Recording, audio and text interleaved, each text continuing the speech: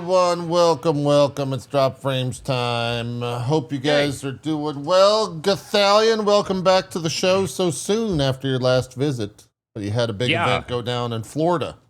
Yeah, it was fun. Florida. It wasn't weather related. Yay. That's true. Yeah. It wasn't a hurricane. There was something that happened in Florida that wasn't weather and a huge thing. Yeah. Good job.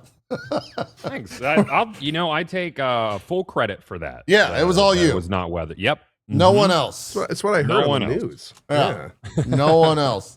No mega streamer Gothalion holds back hurricane with 2 flares waving on the beach. I think is that what I read? Yeah, we tried bullets first, and flares really work a lot better. Yep. There was a whole time where Floridians were shooting bullets at hurricanes, if you remember. I'm old enough to remember that. Yeah. Wow. Yeah. I almost said like that's weird, but then it's Florida, so I was like, nah, that's not weird. That's pretty good. I wonder. It's worse. Did they do the science at least to see if the bullet curved? Were they trying to like be the people from Wanted? Did it like? I don't know if this was like pre-science era or I don't know. Pre-science era. It could have been. Yeah. What is pre-science? Scientific method I feel like around that point. I think. Yeah. Pre-science era in Florida was like 10 years ago, and now it's over. Now we're in new science. Yeah. Yeah. New science sucks. Yeah. Anyways. Oh God, we got the gang back together. Cohh and Zeke have finally figured out the shit between them, guys. It took a while to get them to solve that beef, and now we're back. Yeah. We had to squash that beef before we'd appear on the show again. I can't believe Cohh said that about Zeke. It was kind of wild. I can. Look. I don't care what anyone says about what he did to that badger, but I'm just saying it didn't deserve it. There was no admission of guilt and we settled out of court, just so you're aware. Yeah, that's right. I mean, the picture. No. This was a no-fault. Let's just let this go. Let's just. We've already done this for a few hours off stream. Yeah, let's just let it go. Well, and in court. I mean, it went. Yeah, you guys got to see a judge pretty quick somehow. I think Cohh paid some people off, smoothed some. It was an arbitrator. God damn. Okay, all right, Not even a judge. Let's not bring it up. We got video games. Gaming's been pretty good this past week. There's been a lot of surprises. Cohh and Goth. I think Goth is also lost. I'm not sure how big his addiction is, but Coh's got a raging addiction right now. Raging clue. To the old Everquest Legends. Raging. How's that? It's very good. Yeah, you're enjoying it. Yeah. Man. I mean, Goth, what do you think about it? What's your experience? Or are we jumping right into that? I guess I think half the group is playing currently at this second. So I think it's fantastic, man. It reminds me of what I love from like a friction standpoint for like live games of that era, while also making it accessible to your 40+ dads who, like, if you want to jump on and spin up your own instance and like do a little grind and make a little progress, you can. You'll still be a lot more efficient in a group. But it's great. It's delightful and charming because of all the things that I think some people might be turned away from by it, with, like visuals, and it's essentially a mud with a visual front on it. Right. But I'm digging it up, down, left, and right, and I haven't really put time into EQs for decades, plural. So yeah, that's where I am. I never got into the EQ. I was a Dark Age person. That was kind of my first entry into the hell yeah, dude. The MMO world. Because I was playing Quake 3 at the time. That was my entry into PC gaming, was Quake 3 and StarCraft, I guess, before that. But yeah, I skipped EQ. I always heard the legends, no pun intended, of everything that happened in it in terms of the raids and all that type of stuff. This is one of those games where if you don't have the nostalgia, I don't know if you'll have a good time. Do you agree with that statement? Like, it's such an old thing that you really have to be wanting to get into it. You know what? Okay, so if you were to play EverQuest Vanilla, I would say you're absolutely right. You need to have some kind of nostalgic connection to play a classic MMO. The gameplay loop is boring. There's not a lot of activity. You're not smashing buttons all the time. You don't even really have to reposition, and you kind of sit in one place and camp all the time for hours and hours and hours. Yeah. If you don't have like a vibe for that, it's not going to do it. Okay. Mhm. EQ Legends is a completely different beast. EverQuest Legends is a different type of game that exists in Norath, which is the world of EverQuest. It has many of the same mechanics, but it's not an MMO. It's not. This is EverQuest a solo, Legends is not an MMO. EverQuest Legends is not an MMO. This is a solo to small group, hyper QOL, hyper pretty much every progression path you can think of. They've added a ton of new mechanics. They've removed almost all the elements that cause frictions between players. All of it. Like anytime you kill a mob in a group, everyone gets the drop. Oh, you showed up to a camp? No more, KSing and camp stealing. Just make your own instance. You can travel wherever you want, whenever you want. You can just summon your party to you from all over the world if you want to group with them. Go ahead. It feels like if EQ and original PSO had a baby with you have social hub areas and then you're going off and doing dungeons and you have very specific chases you're doing and have a lot of control over what you do and who you do it with. They have turned this into a sandbox game. It feels like I'm getting the same vibes playing this as I'm thinking I'm going to get playing Emberville, as I get when I'm playing Pal World. Like, it's a giant world with loot everywhere. I can solo go get it wherever I want. I have tons of options in terms of my class selection. There's huge amounts of mechanics that I can partake in. There's raids that I can do solo. There's new zones they added in. They revamped old zones. There's new loot everywhere. Every item can be +1 if you get duplicates. So you can stay at the same farm and keep getting items and just keep adding them together to make more powerful versions of that item. And I mean, it's just I played this game. Let's see, hold on. How long have I played this character? I have played this character for over 50 hours in the last week. Yep. I am still learning new things about this game every single hour I play. About in terms of new mechanics, new things they've added, things they've changed, new QOL, a new way macros work, a new way they did alternate advancement stuff, the way they changed these new drops, this new item system.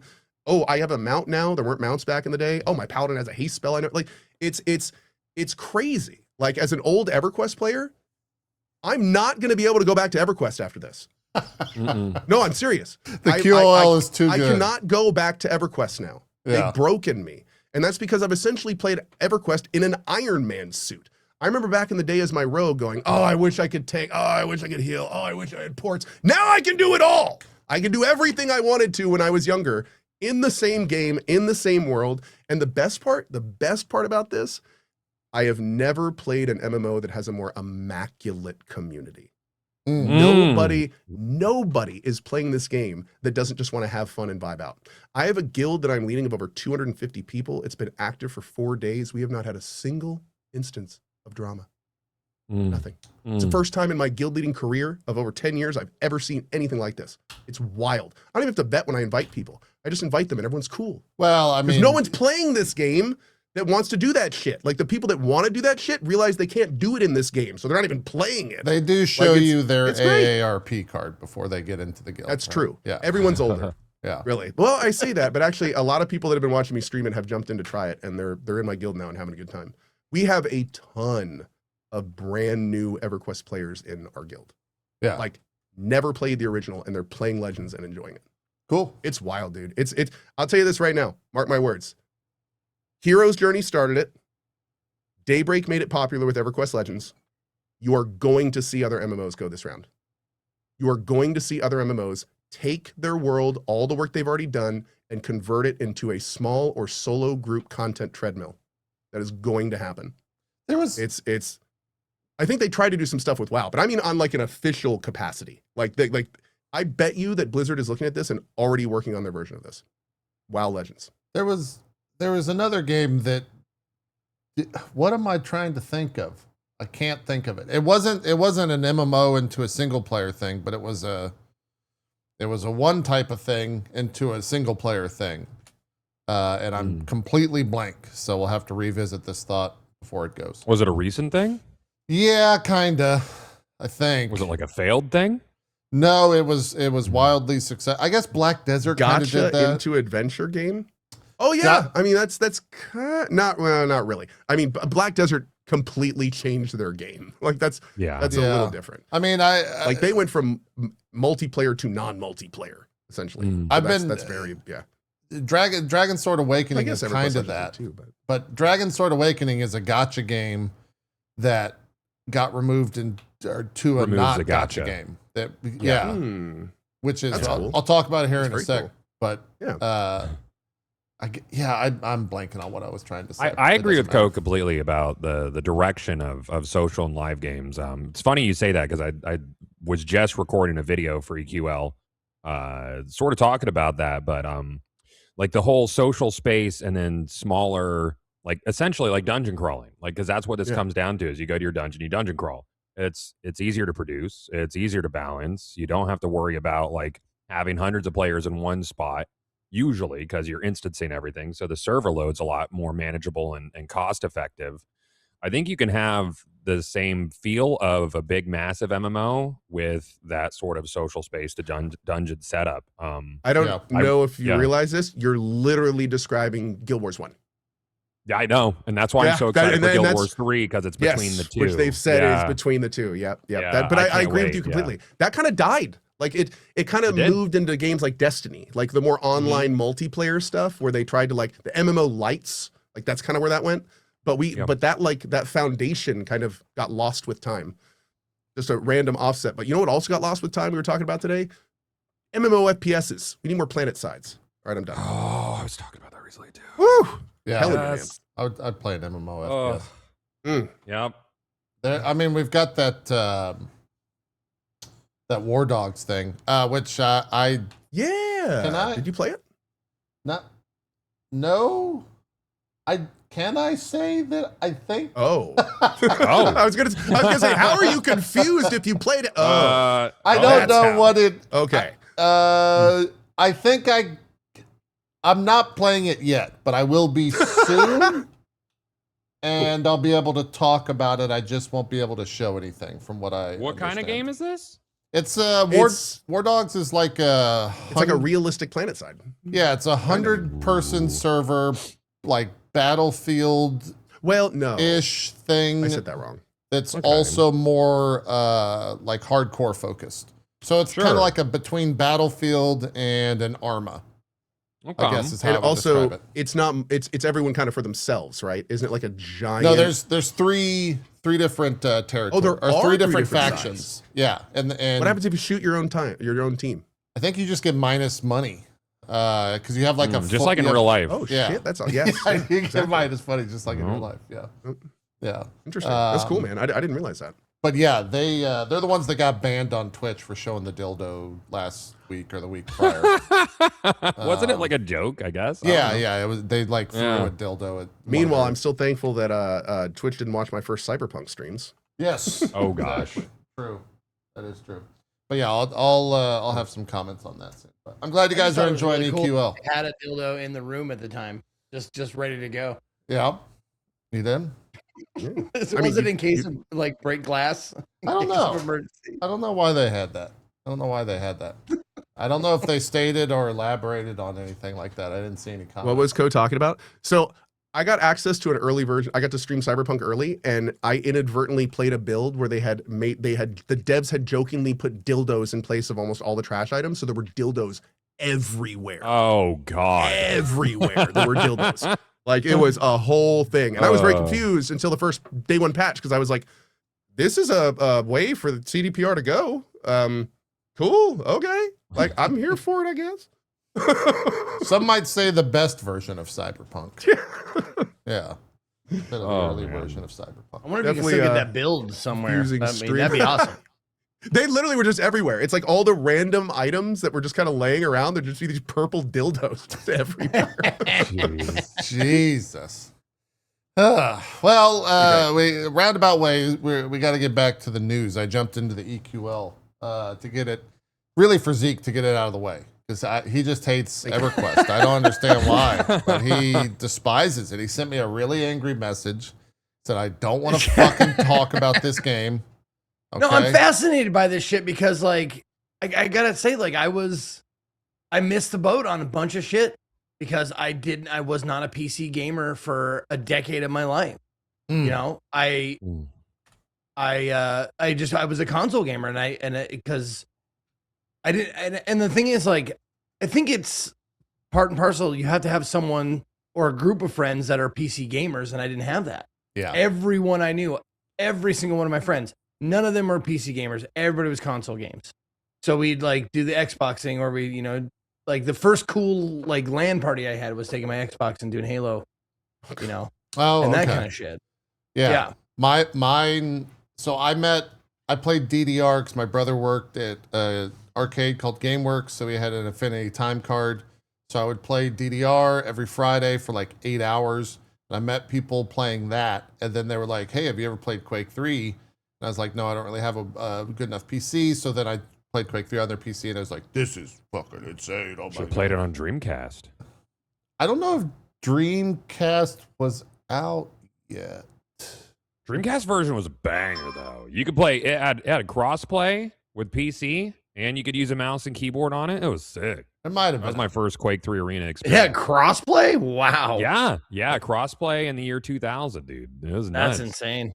Yeah, it might have not been. You could cross-play with the Saturn. No, it was with the PC players for Quake 3 Arena. Yeah, and the 32FX. Ahead of its time. Yeah, was that the name of the thing you plugged in the top of the Sega? What was that thing? 32X. The yeah. 32X That was the went on top of 32X, the Sega Genesis. Yeah. Oh, and then I was Genesis had a Turbo bunch FX. of peripheral things. Yeah. There we go. It did. The Turbo FX was the whole ass console, right? Yes. I think so. That was the whole console. Turbo. Yeah. With that dude that had the lightning bolt and the little helmet that he wore. Turbo graphics. Yeah. With Turbo Bonk. I was gonna say. Yeah, Yeah. Bonk. Yep. Yeah. Oh my God, that was amazing. Oh Good my old God, Bonk, dude. The old Bonk. Yep.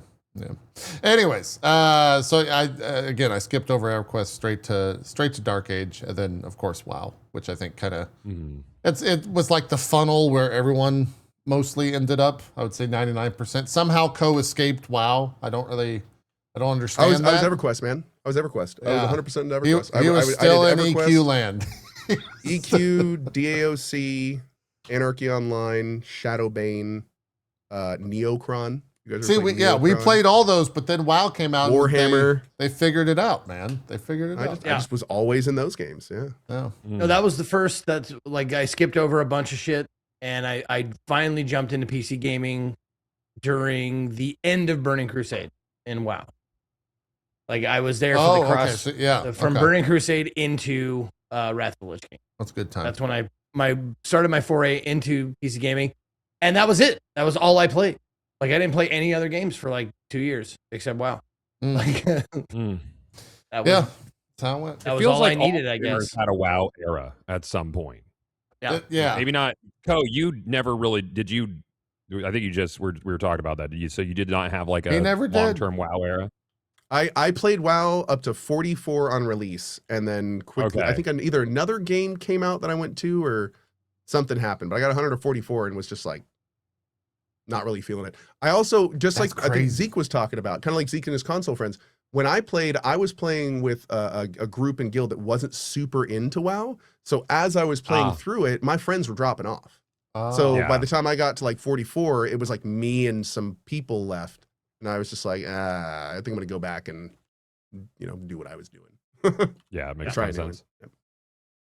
Yeah, that's I've never heard people bounce off of WoW. I've never heard that side of the story of World of Warcraft before. Everyone's like, "Yep, I got addicted." Yeah, I played for 3 years straight. It was bad. My marriage. Yeah, it was one of those. It's one of those things that it's like mandatory military service in some countries, where it's like, yeah, I did 2 years in WoW. Yep. I did my 2 years, right? Exactly. Yeah, I did my 2 years in WoW. Yeah. And I came out the other side. I think I'm a better person for it. Right. Exactly. Wouldn't trade that. It taught me how to work in a group. Yeah, exactly. Like I spent my time in a foxhole with some wowers. Yeah. Oh man. All right. Well, let's get into the news, and then we'll circle back around to some more games stuff. Yeah. Where do we begin? I guess I'll just kind of go from top down here. EA's in the news. Two things. One, that whole purchase is going through. They will become a privately owned company in the next week sometime. They are being purchased, of course, by Is there a full? Okay, it's a private equity deal with Saudi Arabia's public investment fund, Silver Lake, and Jared Kushner's Affinity Partners in an all-cash transaction valued at $55 billion. So we'll see. All cash transaction. I love it. We'll see what happens with that. The other bit of news is also. Well, hold on before we move on from that real quick. Like, you think you can't you can't dislike EA anymore? Well, wait, I have news for you. That's right. We might be able to. There might be a chance to dislike them even more now. That's right. Yeah, I mean, here's another great EA little tidbit of news. The CEO, the Merovingian, aka Andrew Wilson, who's really been CEO for quite a long time there. After all those Battlefield 6 layoffs for the Battlefield 6 devs, he got an extra $8 million last year on his bonus, up to $38 million. Because he saved so much money firing those people. Yeah, that's great. Yeah, the game. You know, this was, of course, credited to the quote game's success across all milestones. So all that, like, oh, it underperformed. Oh, you know, people are nope. It was enough for $8 million for the old CEO.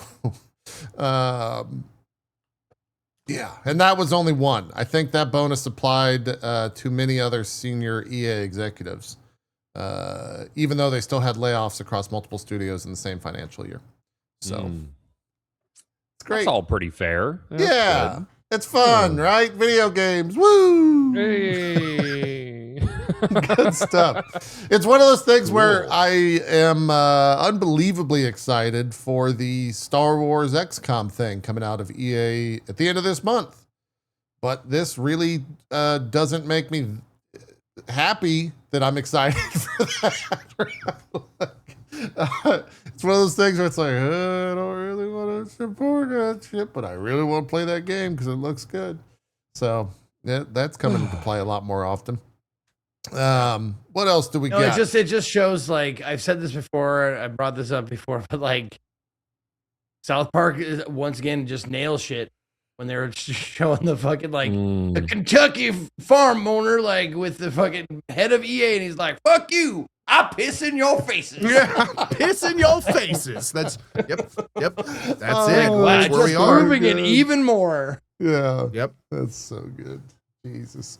What else? NVIDIA is apparently planning 20 to 30% GPU price hike as the DRAM crisis continues. So you're never gonna buy another GPU at this point. I think that means, like, if it's a 20 to 30% GPU price hike, that means that a 5080 is gonna be like almost $3,000. I think they're almost $3,000 already. That was the perfect sound effect for that, Goth. Thank you. Yeah. Mm-hmm. Take care of your PCs. Take care of them. Blow the dust out. Like, take them. Like, make sure you take care of the PCs you have right now. Yep. Care for them like they're your children. It's great advice. If you haven't blown out, if you haven't blown out your PC, that was your sign. That was life smacking you across the face and be like, somebody in your life wandered along and told you to blow it out. So before it overheats and you have to buy $1,000 new stick of RAM, go blow out your computer. Yep. You gotta blow it out. Gotta blow your computer every once in a while. You gotta just blow it. It keeps it happy at least once a week. The news. Yeah. What else? What other fresh hell do we have this week? What else do we got? AMD's also raising graphic card prices. Good. Why wouldn't they? Can we not talk about the news, actually? Yeah. One good turn deserves something. Yep. Yep. Capcom is out there talking about how well their games are selling. Pragmata actually sold 2.5 million copies. So we'll most likely get a DLC for that. Yep, that's great. I never finished the final 2 hours of that game, and should I? I don't. Like, I've heard the ending is good. The game was great. I didn't have a bad time. I just haven't gone back to it yet. I would say absolutely. It's not that long. Yeah, it's not. I would almost never recommend going back just to finish a game if it's been a long time. Yeah, it's not gonna have the impact. It's not gonna feel the same. Wait until you want to play it again. Wait until like an That's true. expansion or 2 comes out and you want to replay it, right? Like I I mean, would. it's been out what 3 months now? Yeah, something like that. Something like that. Yeah. It's also a pretty short game. It's only April like 16th. it's like a 15-ish hour game. I don't know And what it's good, came though. out, but I mean, I loved it. I loved the whole game. I thought it was a great game. well, Mhm. I heard it was good. Talking about What Pragmata. what else do we got? What else do we got? Good buzz around that Star Wars Galactic Racer game. That's apparently Yeah, a it looks cool. roguelike. It's Wipeout roguelike for their campaign, is what people Oh. are talking about that Galactic Racer game. So Cool. seems pretty cool with that. Saw the Gears of War E-Day multiplayer reveal, a lot of horde mode. They're gonna have a 12-person horde mode for that. That should be That's pretty fun. good. Yeah. That it's funny because they in the multiplayer reveal they led with horde mode, and then they're like, also we have our multiplayer, and it's just like people's heads getting exploded, and they didn't really expand on it at all because it's Gears of War multiplayer. What else are you gonna show? Yeah. But the horde mode looked cool. They had a bunch of different big creatures in there that weren't just the little locust. So might jump into that. I think that's kind of it. Helldivers 2, getting some Warhammer 40K war bonds. I don't know if anyone's Goth. When was the last time you? I haven't some played in a Helldivers? minute. The game just got easy.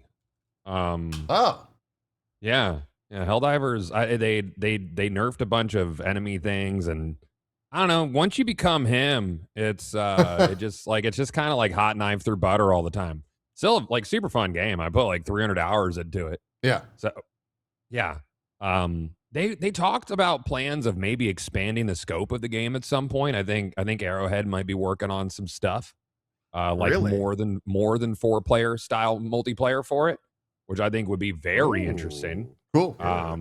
Yeah, then there's been some speculation there. I would check it out then. I mean, it's always a good time. Yeah.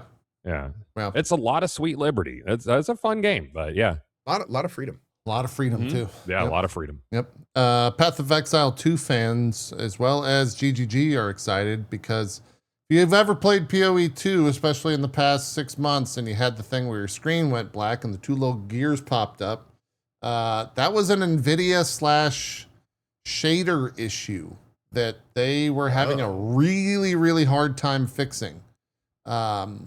So difficult that the way that they ended up fixing it was replicating it on a PC with a character and an account, because it was kind of an end game bug. So you couldn't really just tell NVIDIA to like level a character to maps, right? Because that takes a long time to do. That's a 20 to 30 hour investment. And so for NVIDIA to fix it, they didn't want to do that. So they sent them the PC with the mouse, the keyboard, everything, shipped that to NVIDIA, gave them the account, and they were able to replicate it, I guess, in the NVIDIA offices, and they put out a patch on the newest drivers from NVIDIA, and it's fixed. You will no longer do that anymore. That's a really wild situation Yeah, to that's get crazy. it fixed, but that's how they got it fixed. So congrats to them. There's like a 6-minute video if you want to see Jonathan go into it on a much more technical level, but they pop champagne at the end. I'm gonna be real. These days, I hear stuff like that and like stuff about the Microsoft update and all that kind of thing, and it just makes me go, I wonder if that was a situation where they were using AI to do their shit and they just didn't even know what it did properly and they needed to see it all in front of them. Maybe, I don't know. Yeah. That was like, very oh my God. possible. I read an article about the hit and misses of Windows updates over the years and how abysmal they've become in the last years in terms of like missing errors and critical problems and stuff. Sure. And yeah, I think it's going to get a lot worse. This is only the beginning. I'm sure. As more of this is being used, oh God, it's going to be a thing. Does GGG use agentic coding? No. I think Cohh was talking about This was like NVIDIA, specifically right? for, I'm talking about like- NVIDIA. like- NVIDIA is Oh yeah, NVIDIA. Our buddy Jensen Like a has gone driver on level thing. stage. Our buddy Jensen has gone on stage and said, if you're not using AI to do your job at NVIDIA, then you should be looking for another job, essentially. Yeah. So Yeah. like they are oh yeah, I mean, 1,000% that's a in. given. Yeah. If he could hire one person to just run AI agents to run NVIDIA, Jensen would. in a heartbeat. It's interesting watching yeah. Jensen change over the years because I met him at CES 2012. NVIDIA flew me out for it. And I had maybe like 2,000 followers at the time, something, whatever. And I sat next to Jensen on the bus, and he seemed like such a down-to-earth, like just loved gaming guy. And he might have just, had the proper media training to talk to people and present that way. But even like watching him from the front row on stage back then versus now is like night and day. The change has been so stark in how he carries. I feel like in a lot of ways it's a Hideo Kojima situation where I feel like he's a good dude, but he's just surrounded by yes men. And like, and all his crazy ideas just get affirmations and yeses all around and your brilliance. And he's just like gone down that hole for a couple years. And now he's like literally the face of AI. Yeah. So, I mean, it's, he's living a role. The jacket could be a symbiote as well. So that's a good point. Like kind of like Carnage or Venom. Like if we could Yeah. separate the jacket from Jensen, like he might be salvageable at this point. Yeah. Could be. The second the jacket comes off, he just starts screaming, "Shut down all the AI! Turn it all off immediately! I haven't been awake for 2 years." He starts freaking out. He was like, It stays on when I shower. Just starts crying. Like, pulls some device out of the back of his neck. There's like wires and shit. Yeah, could happen. This is my head canon now. It's mine too. Someone get that damn jacket off of him. We gotta see what's going on. I just think he's a guy that's swept up in a pretty amazing new tech, and he's just and he's got literally tens of thousands, millions of people at this point cheering him on, and I mean, his head is in a pretty interesting place right now. I'm sure. I can only imagine. Indeed. Only imagine. Indeed.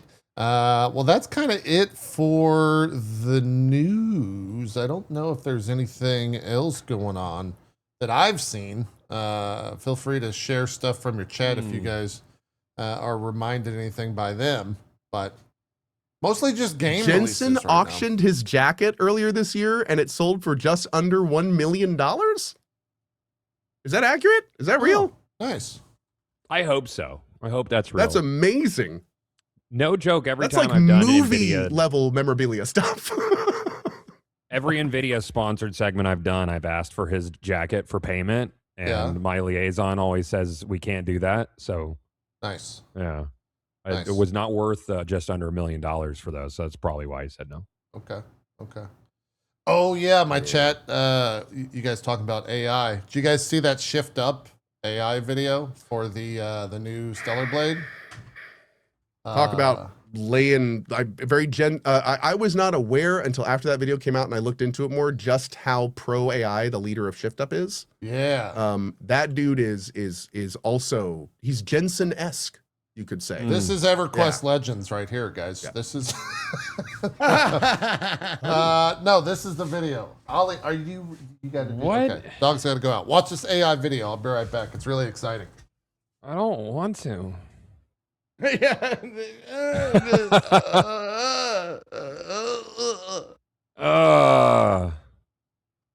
I don't like this. Why are we watching this? Because I don't it's know, related to Stellar Blade? I guess Okay. maybe.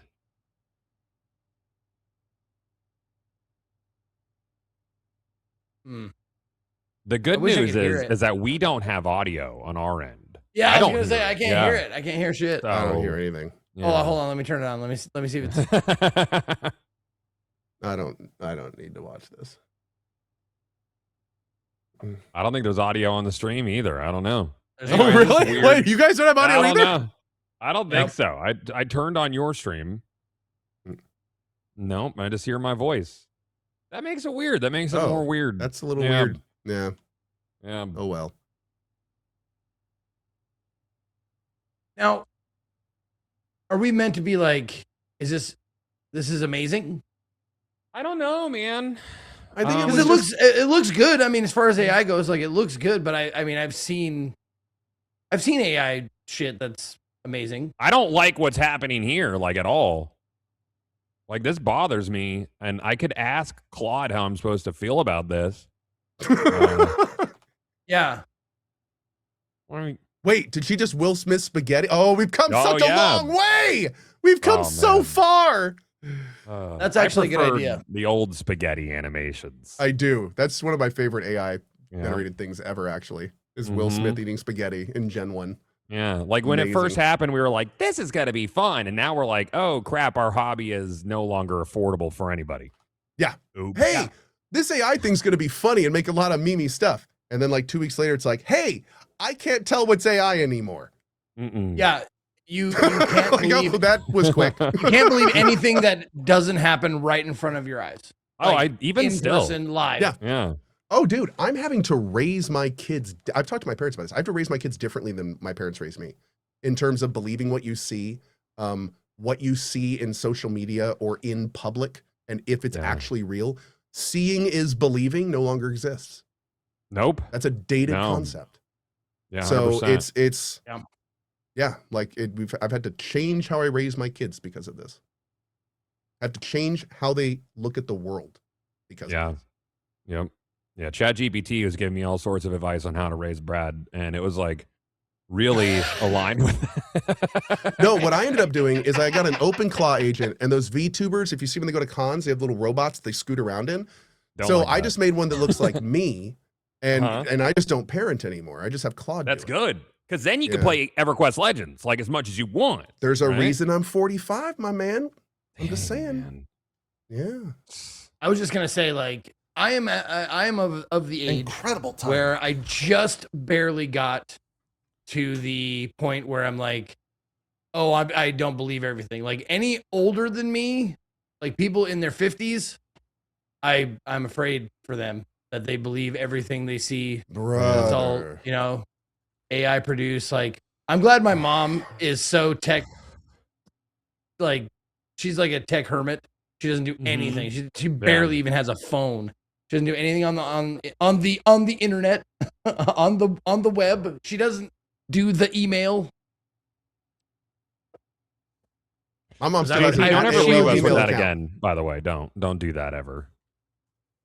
Yeah. Oh, also, JP, it not only was it awkward that you displayed that, but you didn't display any sound or show any sound for us and the stream. Wait, really? Yeah. Nope, not at So all. it was just was no awkwardly audio. silently playing the whole time. Oh, but you guys could talk. You guys were talking over. Oh, it. yeah. we, no, we we were, were we were fine. talking. Yeah, yeah. no, Just the I show. didn't. I mean, we can watch it again. Do you guys want to No, watch it thank again? you. No. Oh, it's yeah, cool. no. Yeah, No. no, I didn't intend on audio to be coming through because then they could copyright claim me. Right, Oh, right. true enough. I am yeah. curious though. At the end of that video, it showed the main character, who is obviously AI. Were all the people like Those were the AI makeup as well. person? All of them. Okay, All that of was that- impressive. All of it. The was main AI. character main character being AI was not as impressive, but the makeup people, the camera guys, like all the set, the director and stuff, that was kind of impressive, to be honest. Yeah. If I'm being honest. As I was watching my dog defecate, I sat there and I was thinking of AI. You could have just. Okay. Anyway. And and No, please. I was go on. reminded that Twitch and Amazon are now going to start Correct. training AI off of our streams. Isn't that exciting? The full. I'm gonna be real here. They probably already are. If anyone hasn't thought that's already been going on for months, Yeah.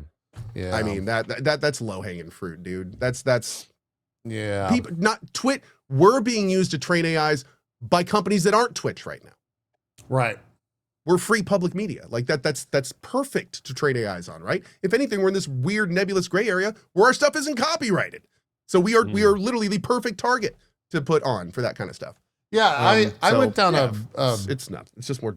I went more down a bad nuance. rabbit hole of trying to figure out like the legality of training AI on something like Twitch, and how that makes sense. And turns out it's a clusterfuck.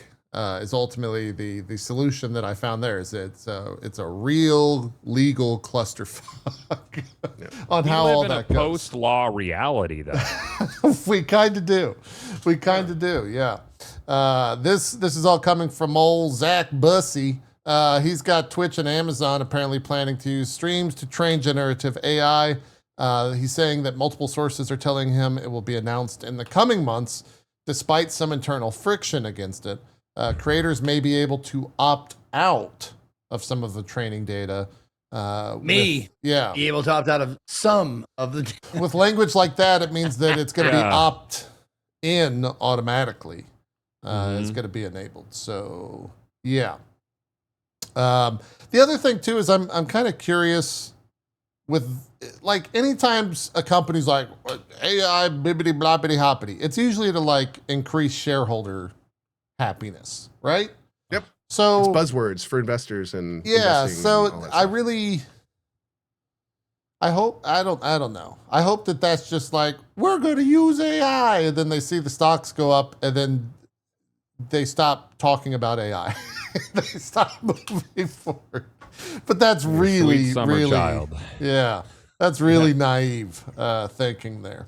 So we'll see. We'll see what happens with that stuff. Can you imagine if when's TwitchCon? Is that November? I'm not sure. I think TwitchCon's No, in November. it's not that late. Is it? September, I think. TwitchCon. Aren't the tickets to TwitchCon like astronomical? Oh now, yeah, they're too? like 300. No, it's November 13th to the 15th. It's late this year. I got Well, my they first. moved it down the line then. Okay. Yeah. I got my first thing this year, but for the first time, they sent me the message, and it's like, "Oh, hey, you gonna TwitchCon? Great. Just keep in mind, you got to pay for your flights in your room." I was like, "Oh, Oh, Yikes. no, thanks, dude. Yeah. okay, that's Yeah. new." Like I thought, wow. Yeah, it's a Like, don't get me wrong. For the record, I'm sorry. That sounds very out of touch.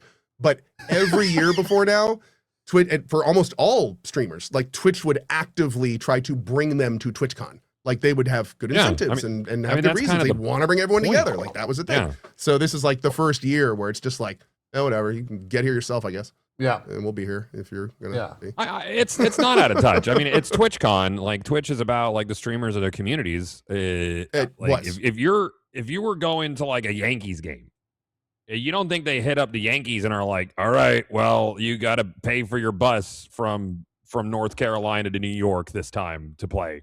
Like it's wild. No, and it's become less and less like throughout the years. Like the first, I would say like 3 or 4 TwitchCons, maybe even 5. Like I was, I got, flight and hotel covered to get out there. And then I dropped off and like, I was just seeing people like, hey, are you going to TwitchCon? No, they're not paying this time. They're not paying this time. And it's just like, now it's nobody. Now nobody gets to go for free unless you're the tippy top. Yeah. I'd imagine. Oh yeah, I'm sure. Yeah. Well, You I gotta be think they moved to criminally IRL. or something Like is for what it's that, come down right? to. Gaming on Twitch is a dinosaur. They've kind of removed most of their resources from this realm, and it certainly hasn't been developed for a while. So it's all about IRL stuff, man. I'm sure the streamer you and all that stuff, like that's the future. AP, stop. Stop it. I can't not look at it. Please stop doing that. Dude, that's the power of OLED right there, man. That's that white screen I in tell front ya. of me. It's crazy. The world could really use like a gaming only streaming service. They could use that.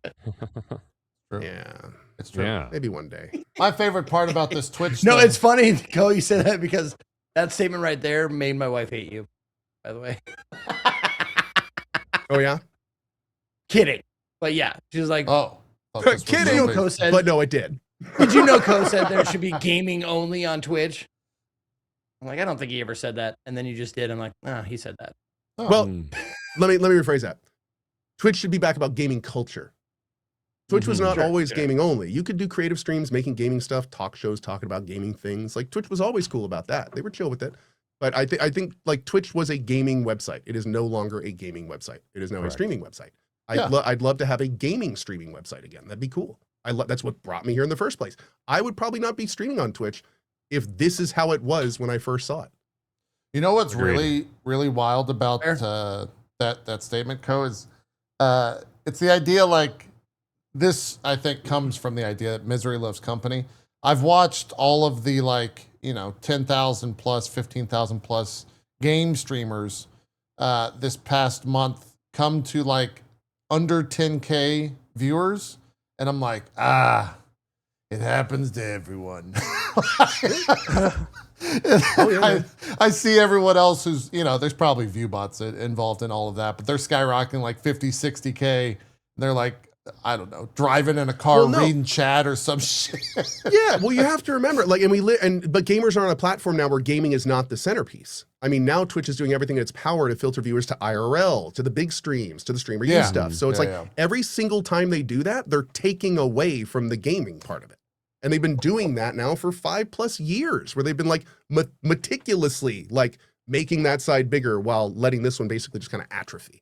So this is exactly what they want. This has been the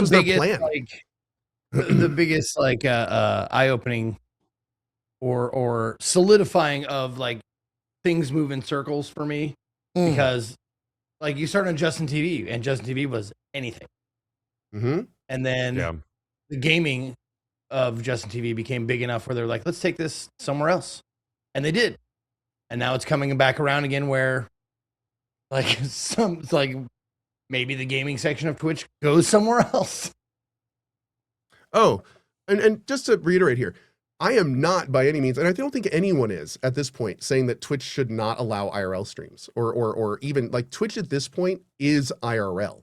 There's a lot of fantastic IRL streamers doing fantastic IRL things, and everyone loves watching them. That's what this platform is now.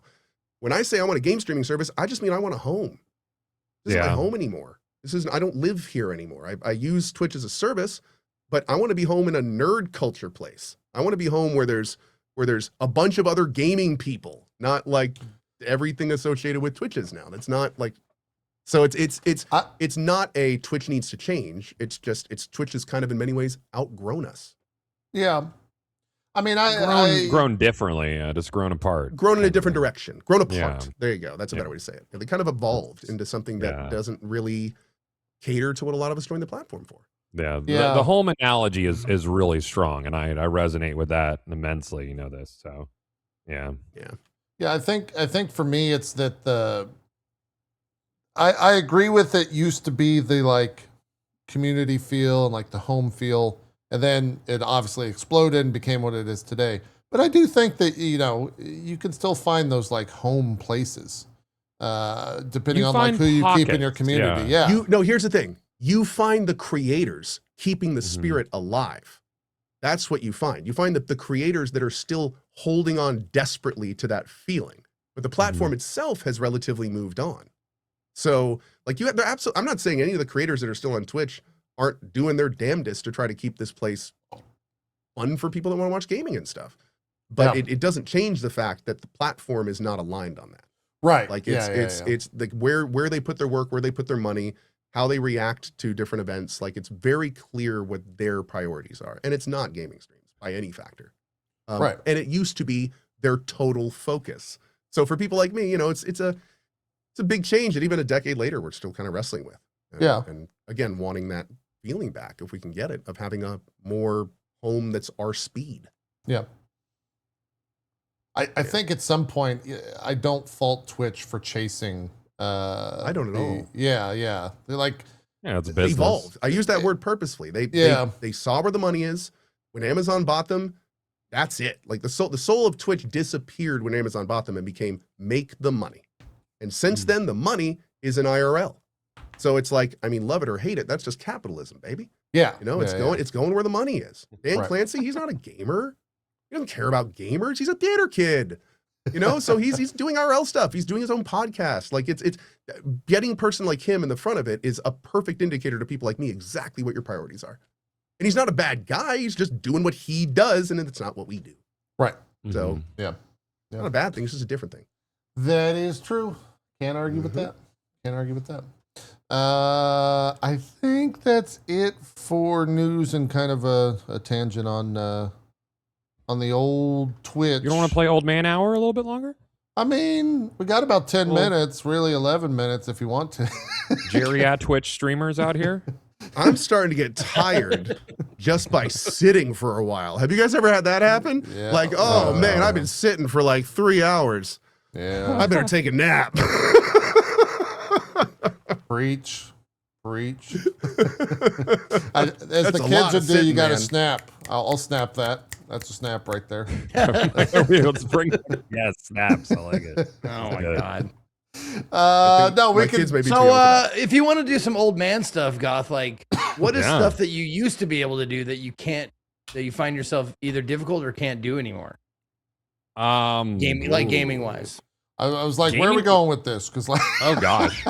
No, my penis still works. okay, all right, glad to it's hear it. good. Woo. Well, it's a little different. I mean, because mine I'm does like- too. Mine does too. Yeah, of mine's course, fine. Yeah, all of our penises are good. We're fine. Well, I Great. am Working- going to a urologist at the end of the month if we really Satisfying want to get penises. into that. I get great. Can we Yelp just erase ratings, the dude. last like half minute? Like, let's just Cannot. act like it didn't happen and let's just. Sure. All right, great. Perfect.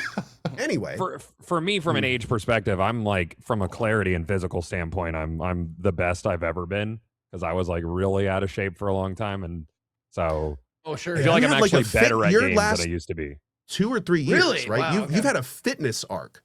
Like Uh-huh. I remember you used to post on Twitter like at least once a week a picture where you looked horribly shitty, like terrible, Just like, real like bad, sweaty, and you're Yep, like just got yep. done with a run, hate life and everything about it, but I'm still doing it. And I remember seeing those. And being like, fuck that guy. Why can't I do that? I can't function like that. I can't put myself in a state where I look and feel like that and then go, no.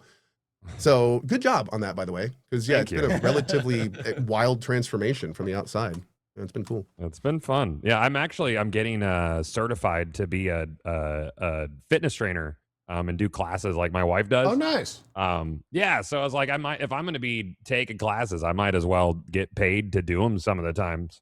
Sure. So- Oh, yeah, dude. Yeah, and I have a little bit Wow. of performance background, so that'll be another fun avenue for me. Yeah. I recently saw some TikToks about some Japanese techno rave workout places, and I think they could be very influential to you. Okay. Oh, cool. How did That'll be a that great end up time. on your feed? That's Mhm. I mean, that's pretty much all I watch. on I really TikTok is wish Japanese these techno days rave videos. So. when you would browse on any social media and something pops into your feed, there was a button that would be like, "How did this get here?" And then it showed you the Yeah. entire track, the entire like The snake rabbit hole. of how you First got you favorited this, then you watched this 3 times, which told us you liked it. Then you went through these 2 things, which said you didn't want those. So then we went, what about this? And you went, yeah. Yeah, that'd be insane. I would love that. I would absolutely love that. If they were. By able- the way, able little to do side that. thing, I didn't realize this. Did you guys know that every single second when you use your little social medias is tracked and plays into your algorithm? Yeah. So like how long you watch a video. So what that means is if you just every single time you put your phone down while using it or something like that, you are Mhm. directly and in some cases seriously affecting what content you're going to watch. So a lot of times if you're like flipping through your feed and something more risky pops up or something, and then you put your phone down, look at what the next 10 videos are Yeah. when you come back. Oh yeah. Like I knew that was happening. I didn't realize it happened as much as it was. I started It's- testing it and it's like obvious. Like it's Mhm. very, It's very, one thing to like Yeah. know it's happening. It's another to see it actually happening in front of you on a device. Yes. Yeah. It's one thing If to you just hear about hover all over over the place. It's something- another thing to do it. Yeah. Like if you're like, what the fuck is this? And you're just hovering over something, Algo thinks you like that. Yeah. So like Yep. even like shock, that's why like if you find yourself seeing a bunch of stuff you don't want to see, it's because you got kind of like shock and awed at something briefly. Yeah. And now that's Every in your so- feed. Every so often, But I don't- I will accidentally follow someone on TikTok when I'm just flipping through it. Ooh. And I have 0 followers on TikTok. So if I accidentally follow someone, I generally know that I did because my entire feed will change to whatever type of videos the person I followed did. Right. Because they think like, oh, this guy followed someone, quick, give him all the videos of that, so we'll keep using TikTok. So it works. Like it's kind of wild.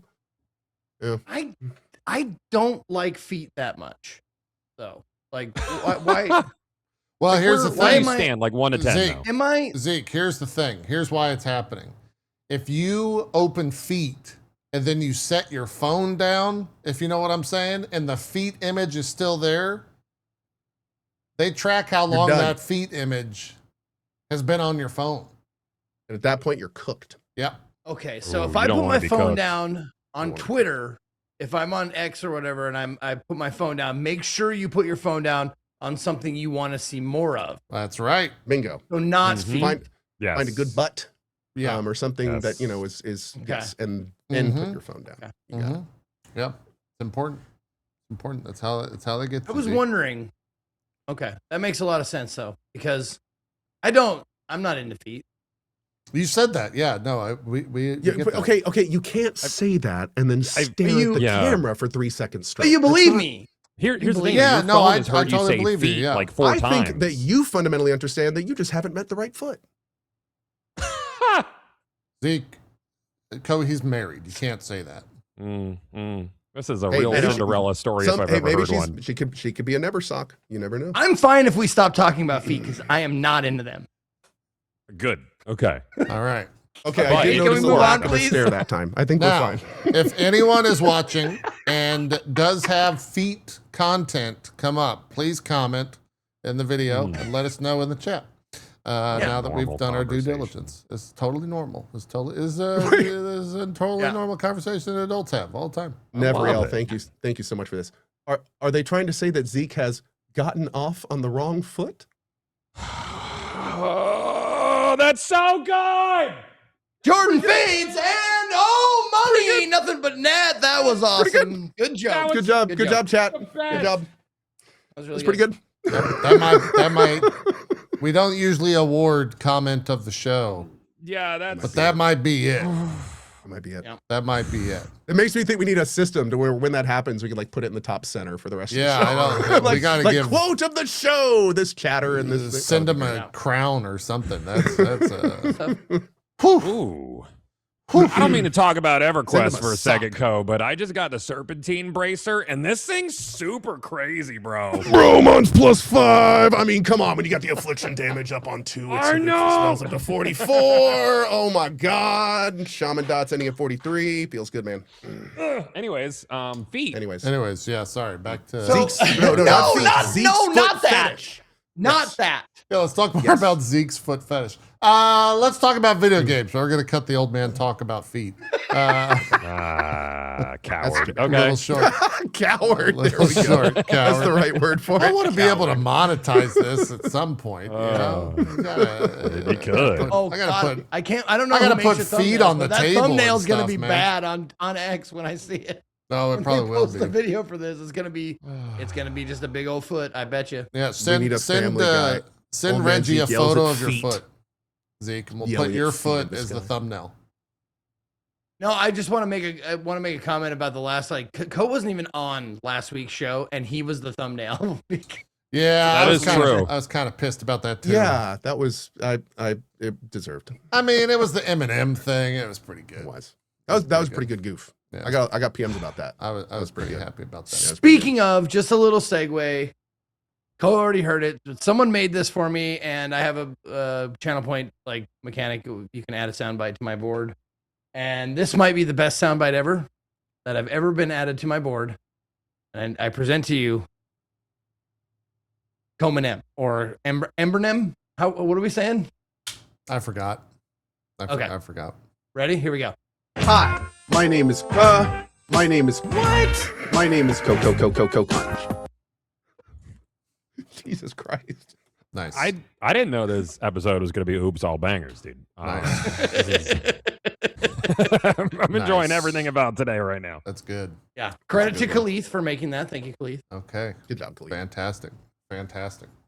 We're gonna try this. Third time's the charm. Let's talk about video games. Yay! So Zeke, what size feet do you prefer? I mean, big, small, doesn't matter. I don't like feet. I don't. Excuse me. God damn. All adults. I mean, not even like. You ever seen a foot like smash a cake? It's fucking gross. It's really gross, and I never. Do you have 20 videos you can link to I me was of gonna that? Like, say, just so like, I know wait, how what? gross it is. I just know if I'm like really drunk and I need to puke, that's what I put on. I put on a big old foot smashing a cake because that makes me sick, and it doesn't Good. stimulate me in a good way ever. Mhm. Normal. Okay, moving on. What were we talking about? The fuck is going on this week? What? Is this because I left you guys watching an AI video? I'm Is that gonna- what? I think Yep. yes. I This think is Is what that where happened. is that where we diverted into hell? It Mhm. was just a one-way highway to hell. Good JP's fault. Lord, insane! This is all it took was 3 minutes, and you guys are just done. It's like Zeke with his feet videos. Oh man. That's a drum snare right there. That was Zeke, what have you been playing? What have you been up to? That was a low key banger, JP. That's Yeah, pretty good. Yeah. What have you been Okay. playing, Zeke? Video Now games. we're done. All right. Video games. video games. Video games. Okay. What have you been up to? What have I been playing? Let's see. We talked about that. I played. Well, on Tuesday I played an older game called Dysmantle. I don't know if any of you ever played it. DYS Mantle. Never heard of it. It's maybe? a survival zombie apocalypse. Oh, They're not zombies. They're infected something. Blah blah blah. It's either flowers, mushrooms, or zombies. Whatever's infected humans. Post apocalypse. happens. And it came out about 5 years ago, but it's actually like I actually had a pretty fucking decent time playing this game. Because they give you it's piecemealed in a way that I enjoy. They don't give you everything all at once. Like they don't give you all the tools, they don't give you everything. They're just like, okay, we're gonna plop you down in this little section. We're gonna give you 2 quests.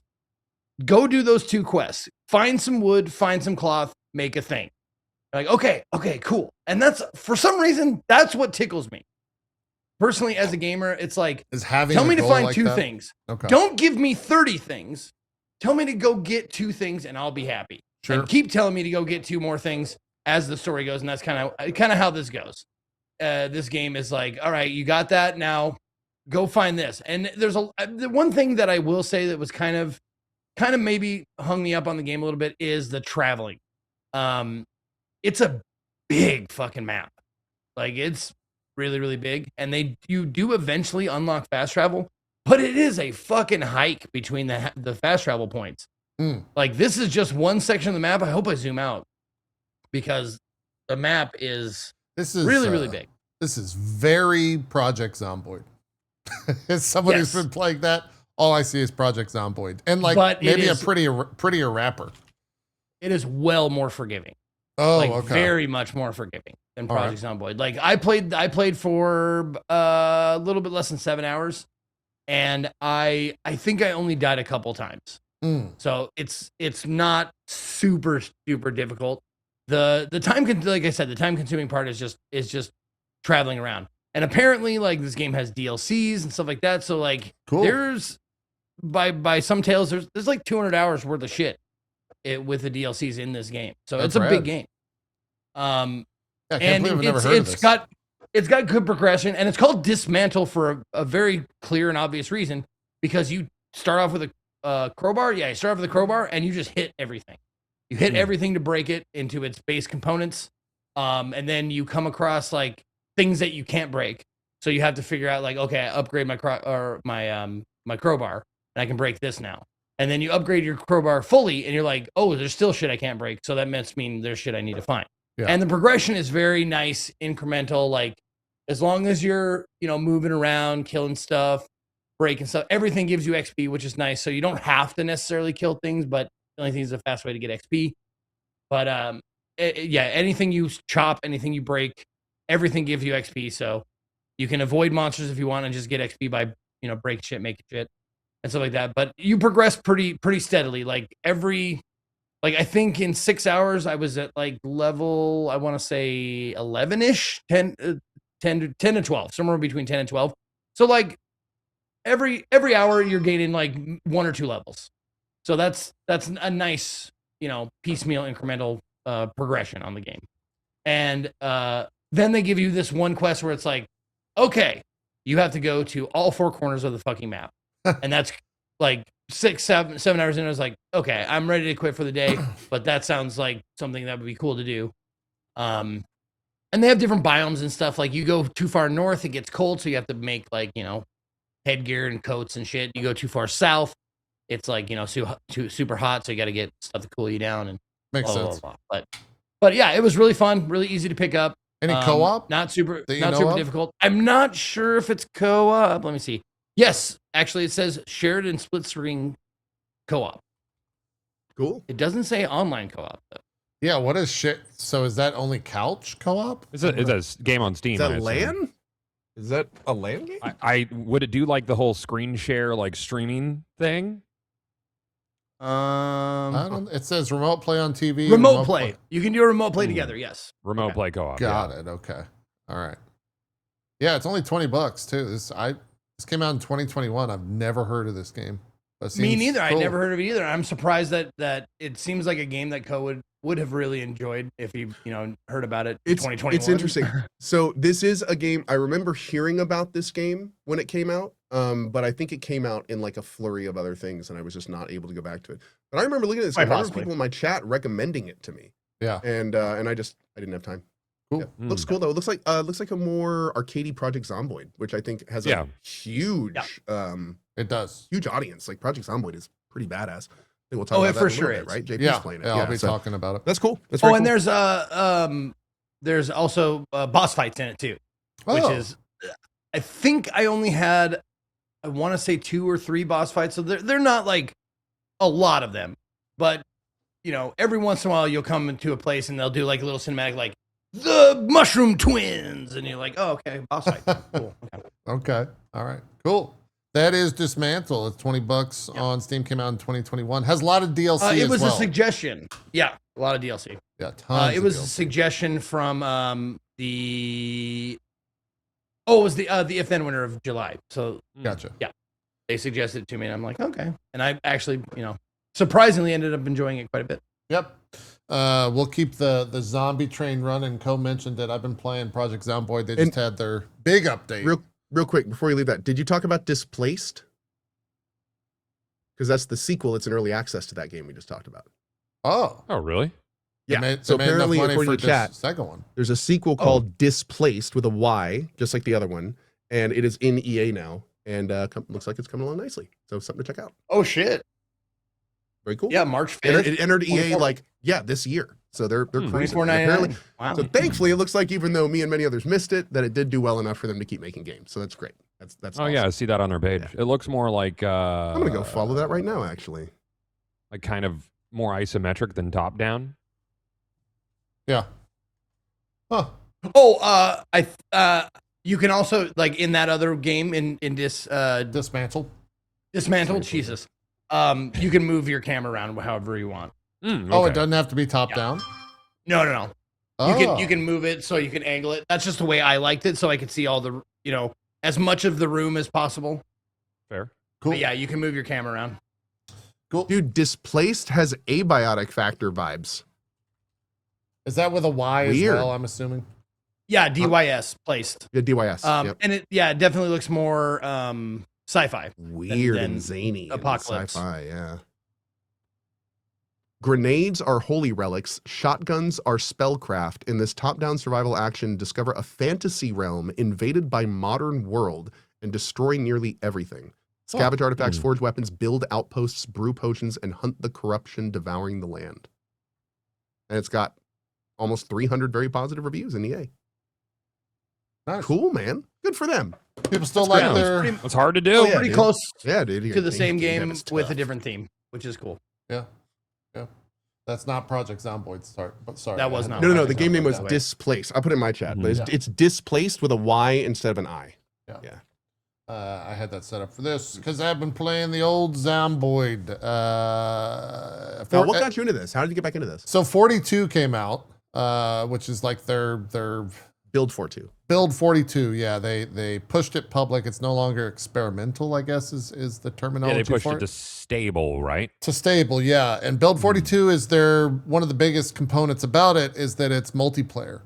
And so a group that I'm a part of is the Odd Laws RP group, and they have a server up, 100-person server, and it's been absolutely fucking awesome. Just jumping in and playing like light-ish RP in the Zomboid world. It's a massive world. If you've never played Zomboid before, Zeke was kind of right on the money with it being an incredibly hardcore zombie sim. Like the levels of depth in this game are sometimes hard to comprehend, with everything that you're like managing, everything that you have access to, how things are like functioning in the world, how you have to, it took a long time for me to actually feel comfortable playing the game in regards to like what I was doing, because you're just immediately thrust into the world and it's gone bad and you have to like figure out what you're gonna do. And then you throw in the multiplayer aspect where everyone else is also doing the same thing.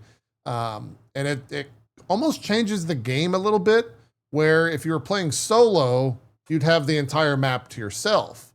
But now that there's other people running around and there's Proc's voice, you can just... Oh, so you stumble on to actual real survivors. Yes, yeah. And I have no idea who these people are, only because Oddlaws has so many people in it, Okay. but they're That's kind of streamers. And so it's basically an Yeah. MMO. Like we're literally just playing an MMO in the Zomboid world.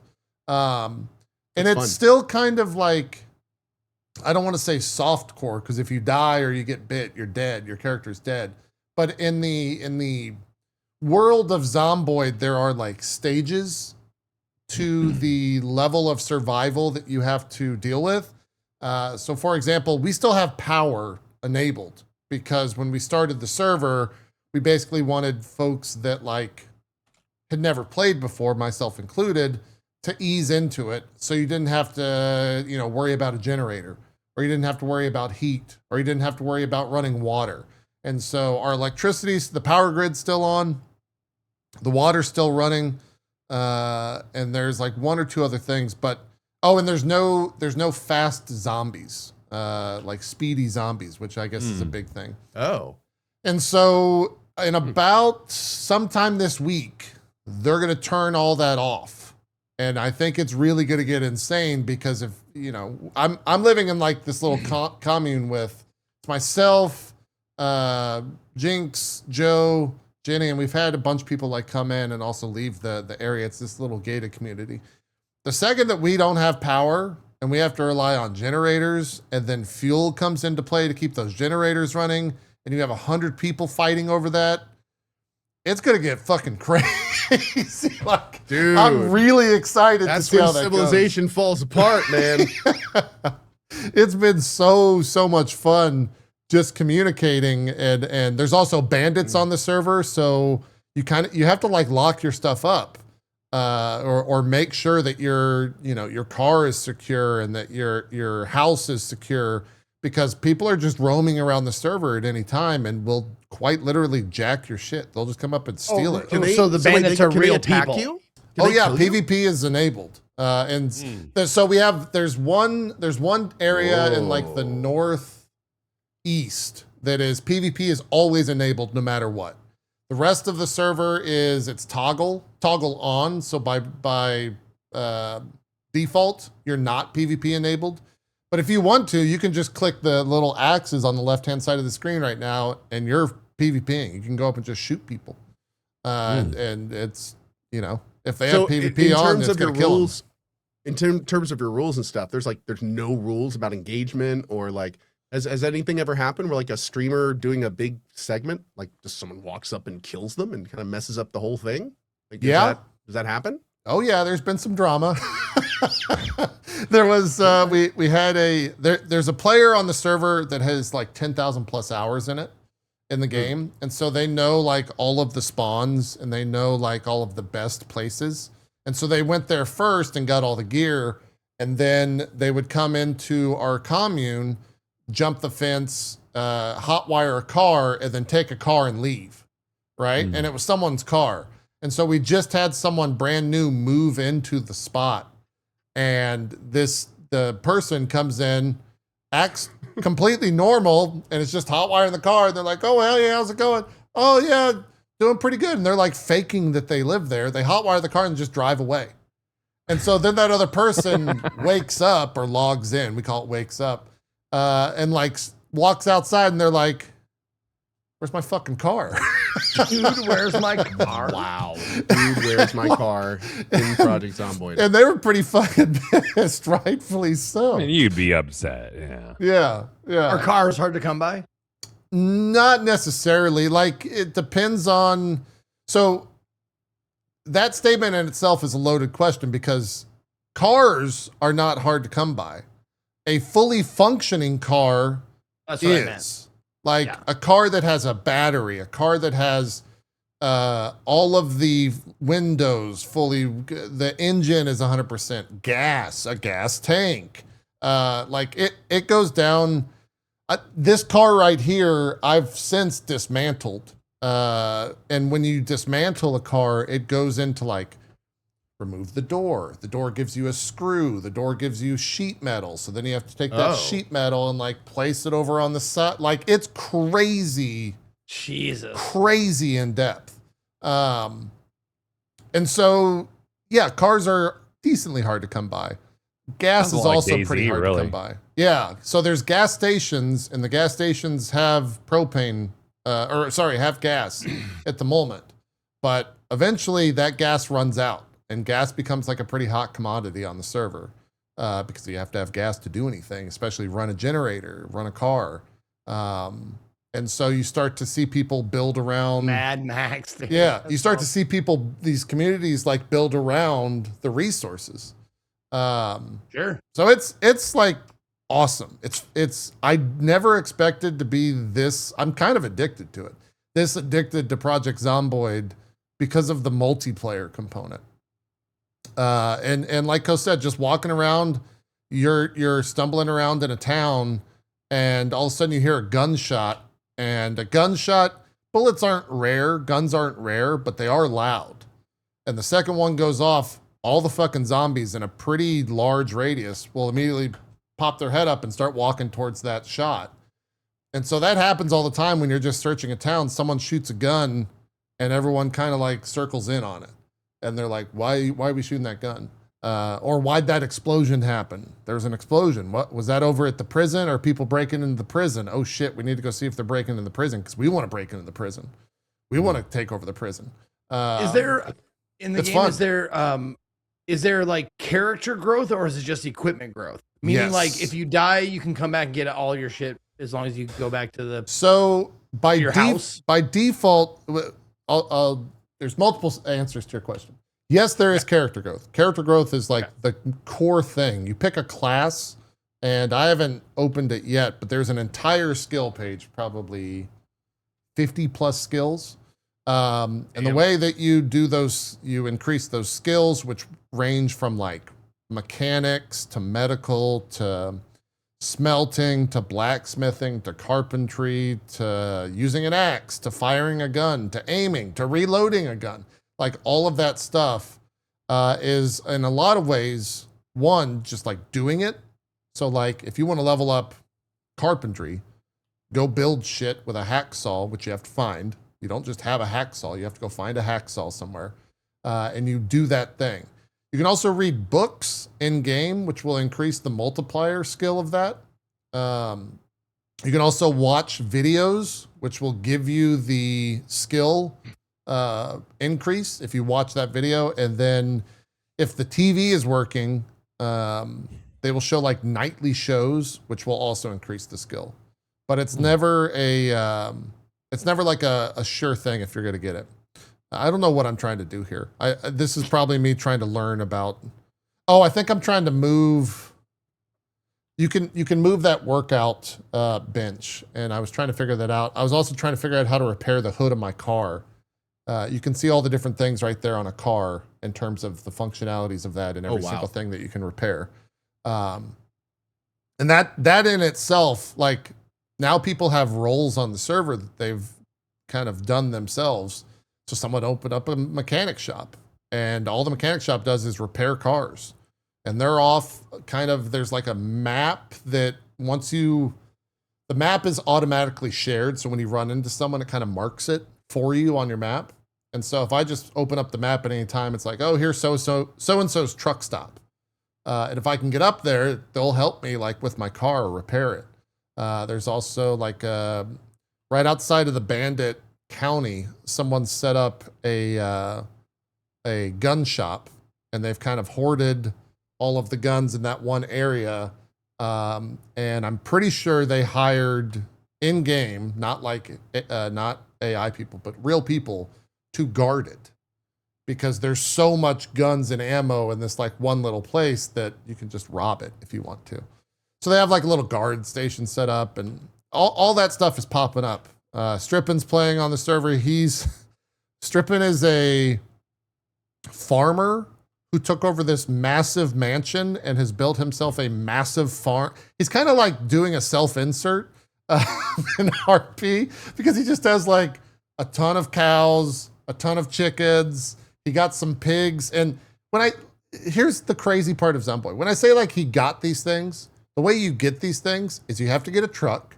Then you have to find an animal carrier that you can tow behind the truck.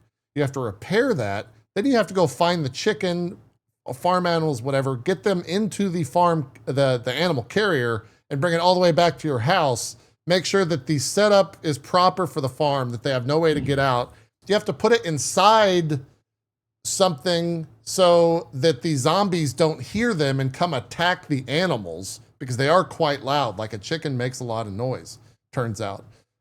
It's like really weird that I'm fascinated by this, because I think younger me would look at that and be like, that's just real life that you're I was just gonna say, like, that's why I like Dysmantle better, because I played a little bit of Project Zomboid, not a ton, not even a full like 8 hours, whatever. I played like probably a handful of hours. I'm like, this seems like too real. You know, there's games that do that for me that I'm just like, this is tedium, and I totally get. There's certain amounts, like certain types of tedium that I'll press the feeder bar every time and get my food pellet. But this is not it. It's very oddly immersive.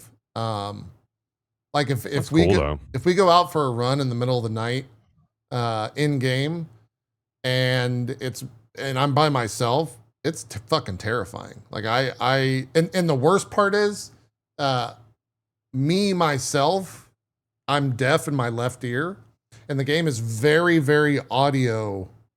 Like audio is super important. So if someone's talking to me on the left side of the game, it only goes into my left headphone. And so all I hear is like, and I have to like turn my character around so I can hear things and say, what'd you say? Or if it's a zombie, you hear them like beating at the door, but I won't hear them. Or if a gunshot goes off to the west and I'm facing north, I won't hear the gunshot. So it's really fucking difficult. And you can even do things to where you can make your character deaf, so you can't communicate through prox chat. You won't be able to hear anything. What happened for your left ear to be deaf? I don't know. Honestly, we have not figured it out. It just kind of happened. It might actually be Meniere's disease. Might be the situation, but yeah, it's just one of those weird things. So the game's a lot of fun. I'm enjoying it a lot. I can't recommend it for everyone. It hit an all-time player count high for this game. I think at like 115K on Steam. But Zomboid's been in early access for, I don't know, forever. It's been a long time. Yeah, Quisha plays. Yeah. I saw he was playing. It's been 13 years is what I'm seeing in everyone's chat. Wow. That's crazy. But it's an absolutely wild game. When did it come out in EA? I mean, 13 years ago. Been 20. No, like what day? I'm gonna look that up. I'm not sure. You're asking questions I'm not sure of. Projects. Double check. November 8th, 2013. Yeah. Damn. It's got 155,000 reviews. And it just had its like most major update. Yeah. After wild. 2 years. After 2 years. And like we're also in summertime. So once you turn on like if it transitions into winter, you got to deal with snow. You can freeze to death. The weather is really insane. We had fog. We had a storm roll through the other night, and the fog was so bad you could only see. I couldn't see further than where that red van is right now on screen because of the fog. And zombies just like hide in the fog, so you can. And the other thing, if you get bit, you're gonna turn. Means you're immediately dead. There's nothing you can do to solve that. So Zeke, to go back to your original question of like, can you level up and all that stuff? Totally. We put a mod. That's right. I asked that about an hour ago. We put in a mod. There's a mod that they added to it to where it's not super easy to get all of the components for it, but you can basically make a journal and you can like journal basically the RP is you journal your character in it. And so if you die, you go back to that journal, find it, and you get all your skills back. So it's not really like a massive loss. So someone just said something in my chat that I think went under my radar. They said one of the reasons Project Zomboid took so long is because their source code got stolen. Oh, I don't know. Oh, wow. I wasn't aware of that. That might have happened years back. I'm going to look into that. I had not heard that. Yeah. That's wild. Very early though. Okay, so we can't use it as an excuse. Okay. Never mind. Got it. Long time ago, apparently. Okay. Got it.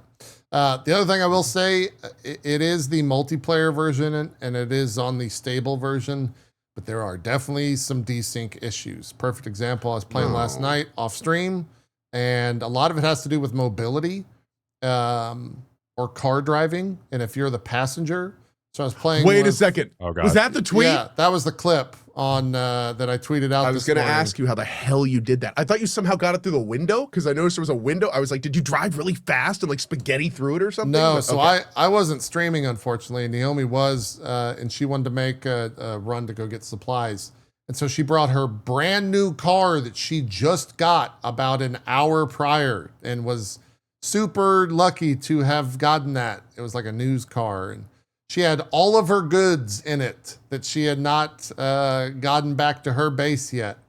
And we started driving, and I noticed a little bit of desync is happening. And usually when that happens, you kind of just don't touch anything. You just let whoever's driving, because you can't communicate between the two of you if you start desyncing. You let whoever's driving go and do their thing, and when they stop, you'll eventually like pop into reality almost where they're at. I didn't do that. I imagine those problems are probably made worse by the number of players you have. Yes, once you get up, I mean, you server can as see well. in the bottom right hand corner, it's super small text, but once you get above 32 people, it says 32 player server potentially unstable.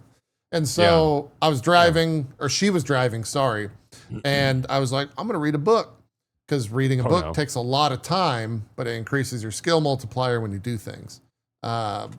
Takes like 5 minutes of real time to sit there and read a book.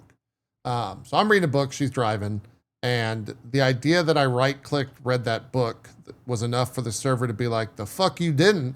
And so she stops, and my game goes black, and it says like, blah, blah, blah, error 32, you've been disconnected. I'm like, oh God. I hit log, I like log back in, it sends me to a black screen, and it kicks me out again. It's like, you've been disconnected. I was, okay.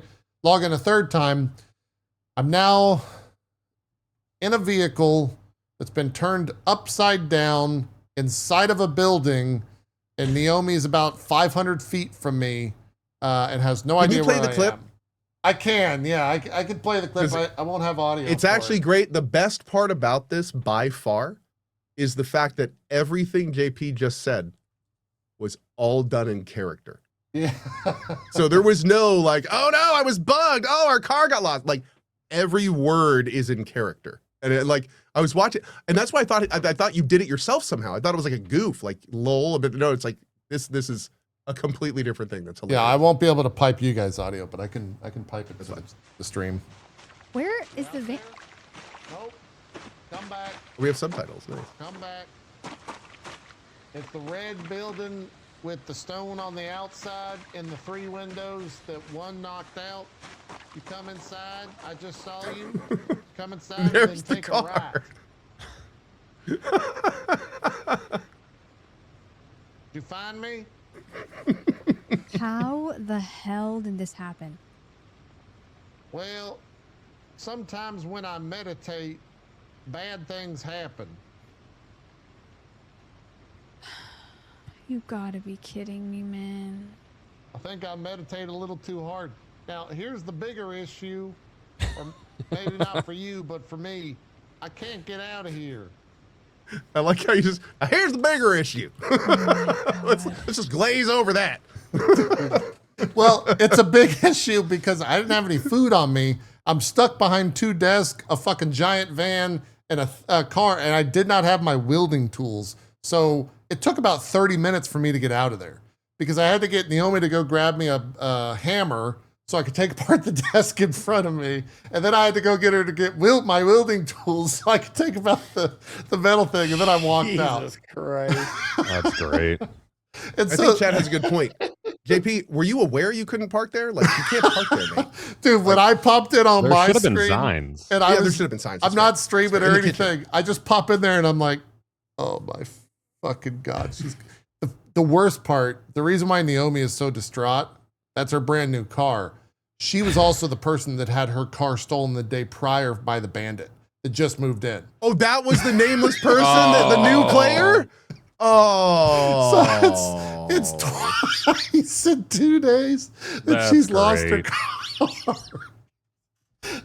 You know, I feel, I get some people just there's a car is not in their cards. I feel Nope. so bad for it. Mhm. dude. I The feel universe does not allow absolutely so bad. Yeah, the clips that are coming for this they're absolutely hilarious. The funniest one, I need to figure out how you guys can hear it before I play it. I'll set up the thing and then maybe be able to feed you guys the audio. Let's see if I can do this quickly. Output routing. Let's try that maybe.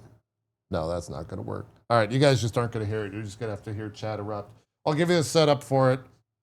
These guys are neighbors, but there's a river that separates them. And they're kind of RPing as like hateful neighbors. So they shoot each other. And they will, just be overall assholes.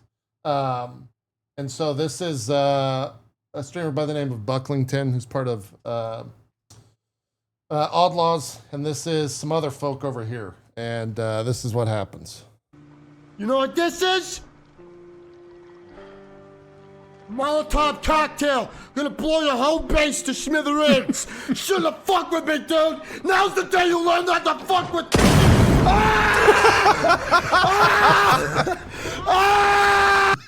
So what you can hear right now, and you guys, is that he's screaming because he did not throw the Molotov cocktail.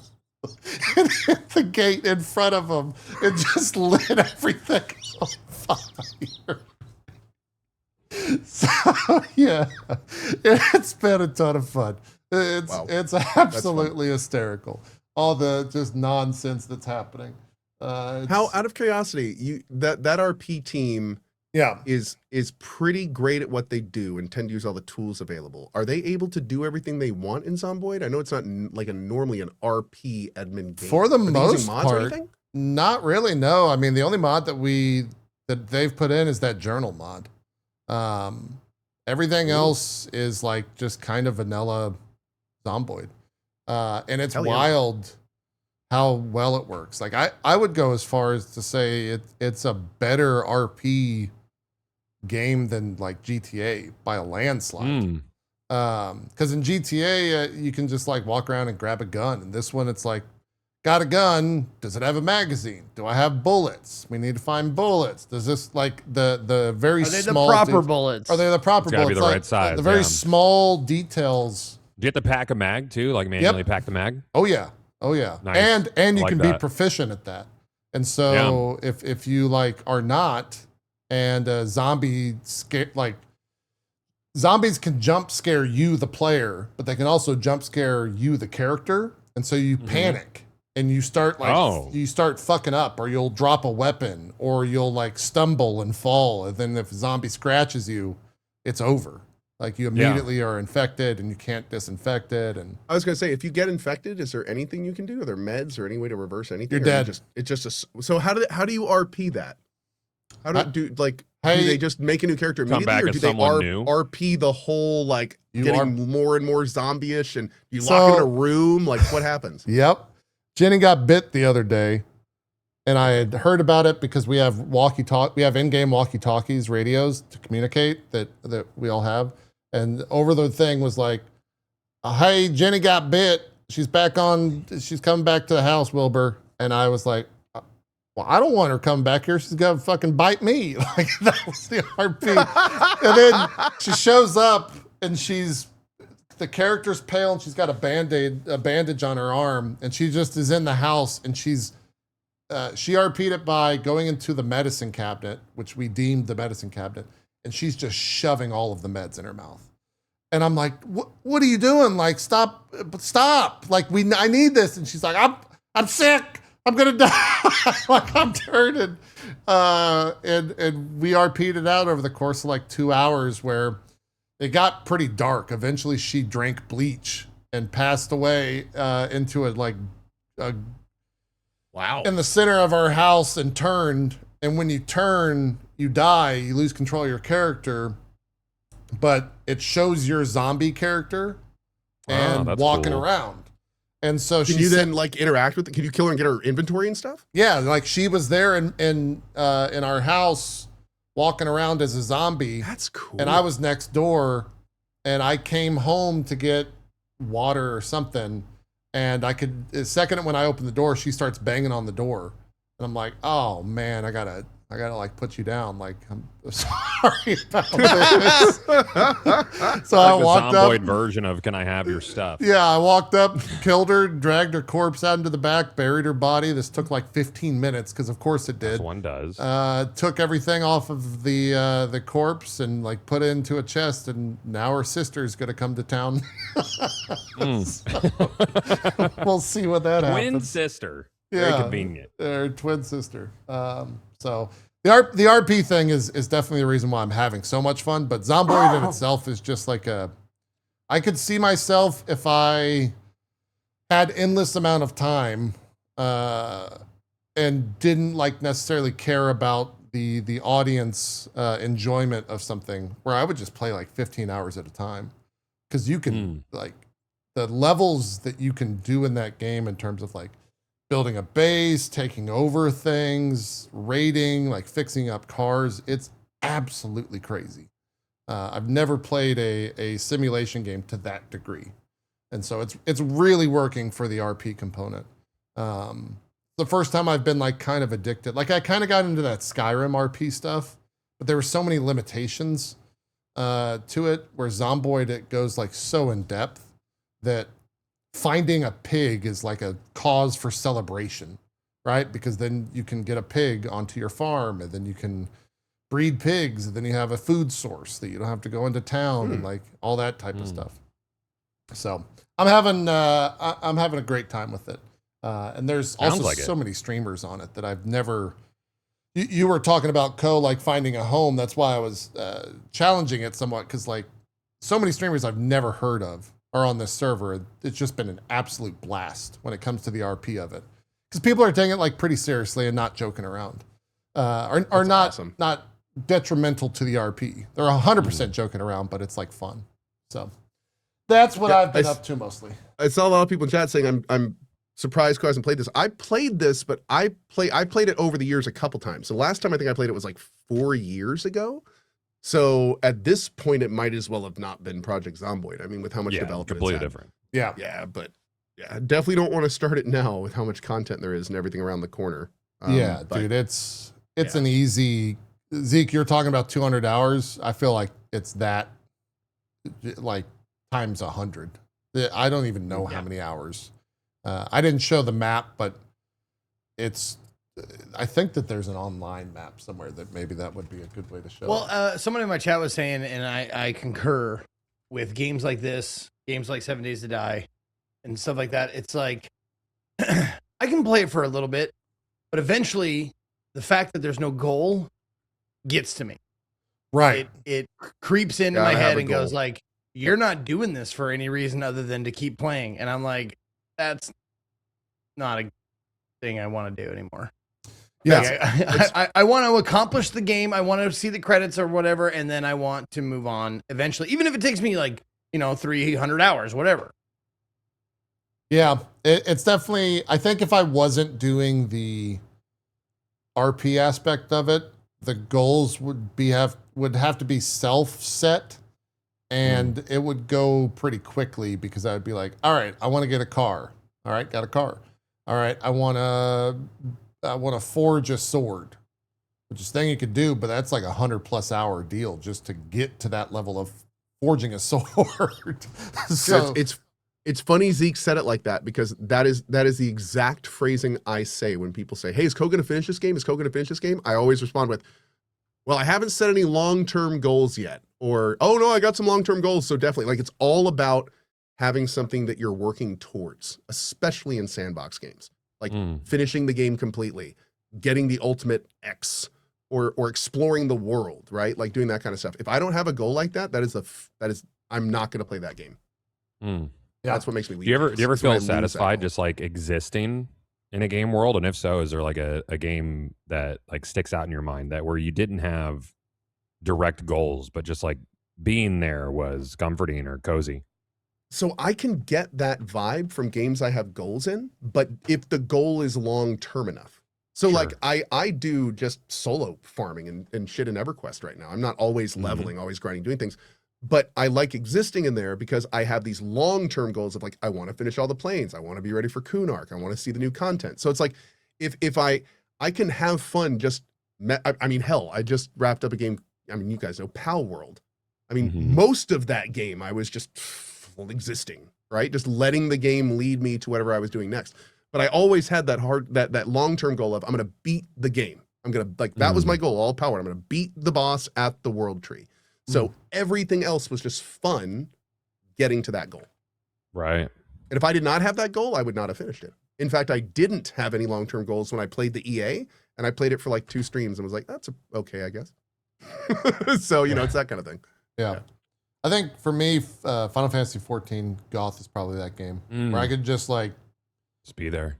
Yeah, I just like go to a busy hub and just kind of like hang out, and enough absurdity is happening in front of me to where I'm like, all right, I'm good.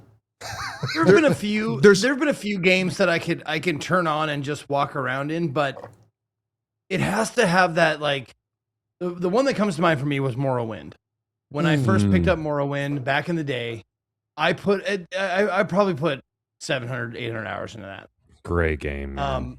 And most of it was just me wandering around, exploring the map, finding new caves, there was so much new shit that you could discover all the time, and you could pick up anything, you can make whatever spells you want. Like the details of what you could do in that game were like, you could kill God. Up to your imagination. You want to kill God, you could. Yeah. But that's the thing. That was always something there. Defeat Dagoth, right? Dagoth, defeat him. Always that big end goal. Yeah. But it's there. You don't have to, which I didn't. Like, I played the same character for hundreds of hours. Yeah. But I knew it was there, so it was always something like, I could go do that right now, easily. But what about this game? That's fine. But with something like Project Zomboid, there's not that like, make a sailboat and take it to an island with no zombies on it. Right. Like, I would like that. That'd be fine. Yeah. Yeah. And honestly, I think a lot of it comes down to like, there's the long-term goal setting, right? But you don't necessarily need goals. And I don't necessarily need goals because the long-term goals are actually getting at the real reason that I'm playing the game. And the real reason is the long-term goals allow me to invest. If I'm invested in a game, if I am immersed, if I want to be there, sometimes I don't need a goal. Sometimes the goal is that I'm enjoying the game. Like I'm having a good time playing this right now. But again, that like the game has to be crafted to have that level of immersion and to make you invested. Yeah. Long-term goals are one of the things that get me invested in a game, but many other things will as well. Sometimes I don't have a goal at all, but I'm just so invested that it's just great to do or play or experience. MMOs are a good example of that. Yeah. You're invested in your character. You're invested in your community. You're invested in talking to your friends. Just being online feels good because you're invested. So it's that kind of thing. I had that same exact feeling of what you just said with PoE this past week. PoE 1, I was playing their new league. Oh, and nice. On Tuesday, I was online for, I want to say it was my day off. So my day off consisted of me sitting down, playing for 20 hours and then going to sleep. And I woke up the next day and I was like, I don't think I want to play PoE anymore. I think I'm good. Yeah. And I was like, PoE 1 just I was like, I think I'm good for this league. Like, Mm. I farmed 2,000 chaos yesterday. I've got like 30 divine. I think I'm gonna play something else. And so I just quit. Yeah, that's very much how those ARPGs are designed, and then maybe next league or whatever gimmick pulls you back. Pulls you back. Yeah. Be it 1 or 2. Right? Like at this point, GGG can hit you from 2 fronts. Yeah, so exactly. I did want to show this real quick. This was the house that I was showing on my stream just a second ago that I was walking around in. This is where I call home. This is how big the map is. This right here is our little gated neighborhood. This is not a live view of our map, but we've turned this into our farming area. A zombie broke this gate yesterday, so I had to sit watch with a car. Headlight turned on with a battery in it that was charging because that drains the car battery to make sure no zombies were here until someone else showed up so that I could go get the resources to repair that. That's about a 2-hour deal. But anyways, you can start to see as you zoom out how big this map is. That's one town. And then you zoom out the entire map. And so today I learned I've never seen the full map of Zomboid. It's kind of Holy insane. Shit. Can you zoom into Falls? Like, can you do a zoom in? Like a zoom in? Yeah. I mean, I've been to this area. Damn. Yeah, that's wild. So it's all handcrafted. Yeah. That's awesome. It's really cool. In my 80 hours, I've explored a decent amount of Rosewood. I've been to Fallis Lake. Did you walk there or did you drive there? Drove. This highway right here was a sign of, or not a sign, but the seed that we're on had nothing but a massive traffic jam. And so there was probably about 500 cars right here that all had a shit ton of zombies in it. And so 2 days ago off stream, the way you level up your welding is you go over and dismantle cars. And so I got a shit ton of propane tanks and a shit ton of welding guns, walked all the way out here, killed a massive amount of zombies, and then took apart all of the cars here in the highway so that people could go up and down it easily, because otherwise they had to go into the woods and it was kind of a pain in the ass. But that was like a 8-hour ordeal. That's fun. So JP dismantled every car on the highway so everybody could get through. Do you think they called JP the welder? Nah, you fuck one goat though. That's right. That's exactly right. It's a very old joke. Yep. Yeah. No, it was a wild deal. And the funny part is people would drive by and they'd be like, "What the fuck are you doing?" It's like, "Well, I'm taking these cars out so people can get through this." And they're like, "Oh, well, let me know if you need anything. I'm so and so on blah blah blah on the radio." And so I just met a shit ton of people through that. But it's insane how big it is. There's so many hidden things. This is the prison. Or wait. I don't know where it's at actually. There's a prison. Here it is. This is the prison that we eventually want to take over, but there's like thousands of zombies here, apparently. So we have to. What is get the most enough efficient bombs. way to kill them? Like run them over with your car or Well, no, if machete? you, Like you don't want to use bullets. bullets are the most effective way to kill them. Running over a car is actually bad because of multiple things. It'll damage the car. They can pull you out of the car. If they break anything on the car, it can cut you. And if their blood is in that, like it simulates, if their blood is in that glass and that glass comes in contact with your skin and scratches you, you can become infected. Jesus. That's Jesus cool. I love those sorts of mechanics. What happens if you have sex with a zombie? You can't. I haven't seen that yet. What's the point? Like, There's why probably are a we... mod for it, I guess, if you want to. But yeah, if you want, you have to take showers, right? Because you'll smell. And if you smell, then other people won't want to be around you, blah, blah, blah. But if you have zombie blood on you and you get scratched, then that will become infected. So you constantly have to wash yourself. Soap is a luxury. So you have to go find soap and then you can wash yourself. You have to wash your clothes. So I have a washer dryer. Every time I go out and every time I come back, I throw my clothes in the laundry, set it to cycle, go in. You got to cook your food. You have to have a saucepan if you want to make sauce. Like, you got to get a microwave if you want to cook the popcorn. It's absolutely insane. No, I love it detailed because is. when I was talking about games without goals, people in multiple chats, all three of our chats were like, the goal is fun. And I'm like, that sounds like fun. Yep. That sounds like if a you lot find, of fun. If you find food in a can, you can't open unless you got a can Need a opener. can opener. Can opener's pretty rare.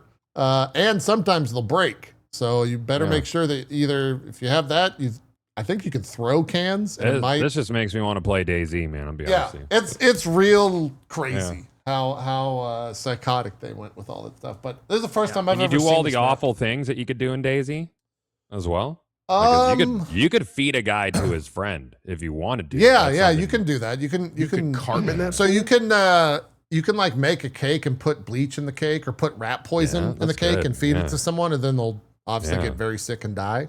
Yeah, that's nice. No one's done that yet on the server, thankfully. Yeah, that's good. Yeah. What else can you do to him? What else can you? no. How else can you hurt him? Yeah. Well, I mean, in DayZ, if you eat people, you start to giggle. So, like, you get cuckoo.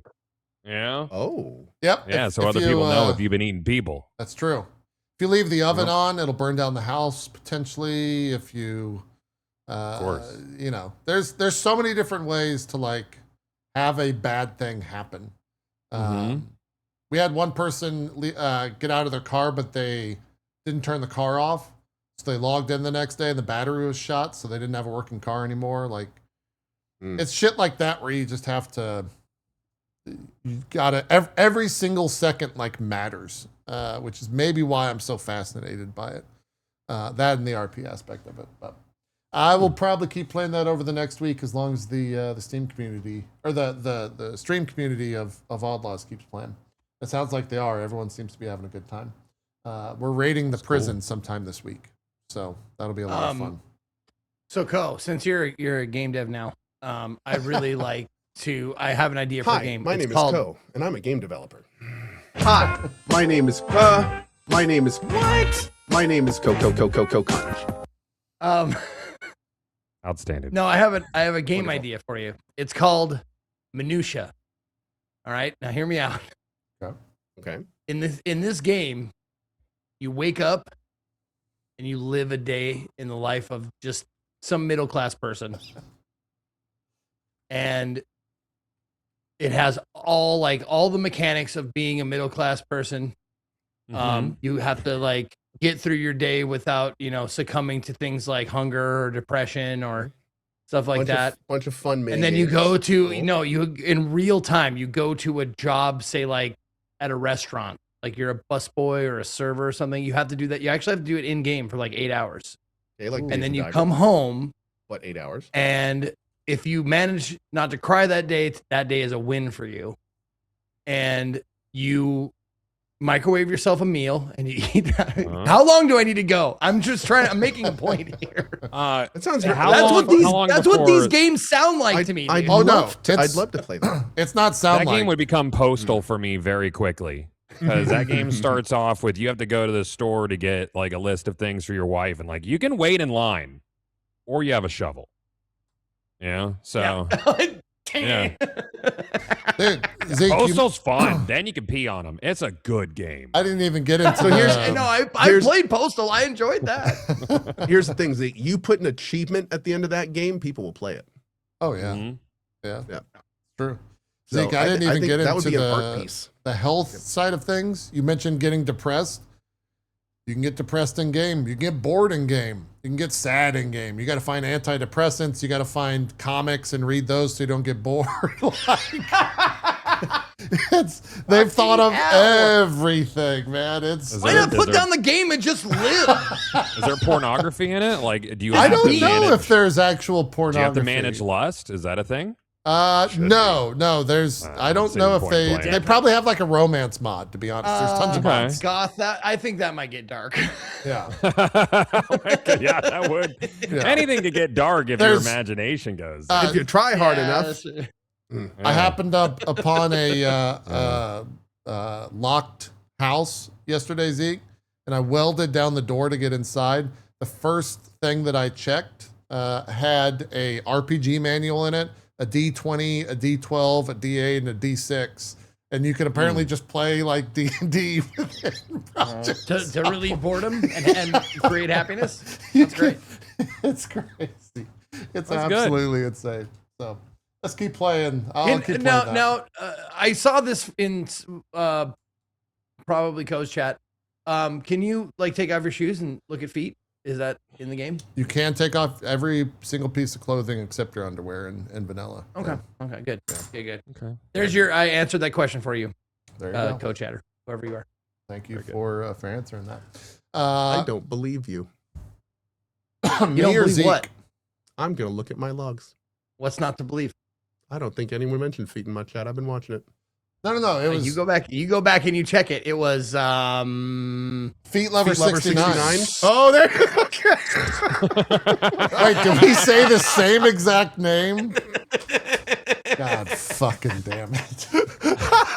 That means it really did happen. Look at that. It was him. That's real guy. Well, wow. Okay. You know, they say a streamer's chat is a mirror of the streamer themselves. That's so. right. In this case, that might be a Zeke chatter. Wait, you didn't actually see Feet Lover 69 in any of your chats, right? No, it's right there. I gotta check something. Oh, that's your alt. Oh, okay. Okay, great.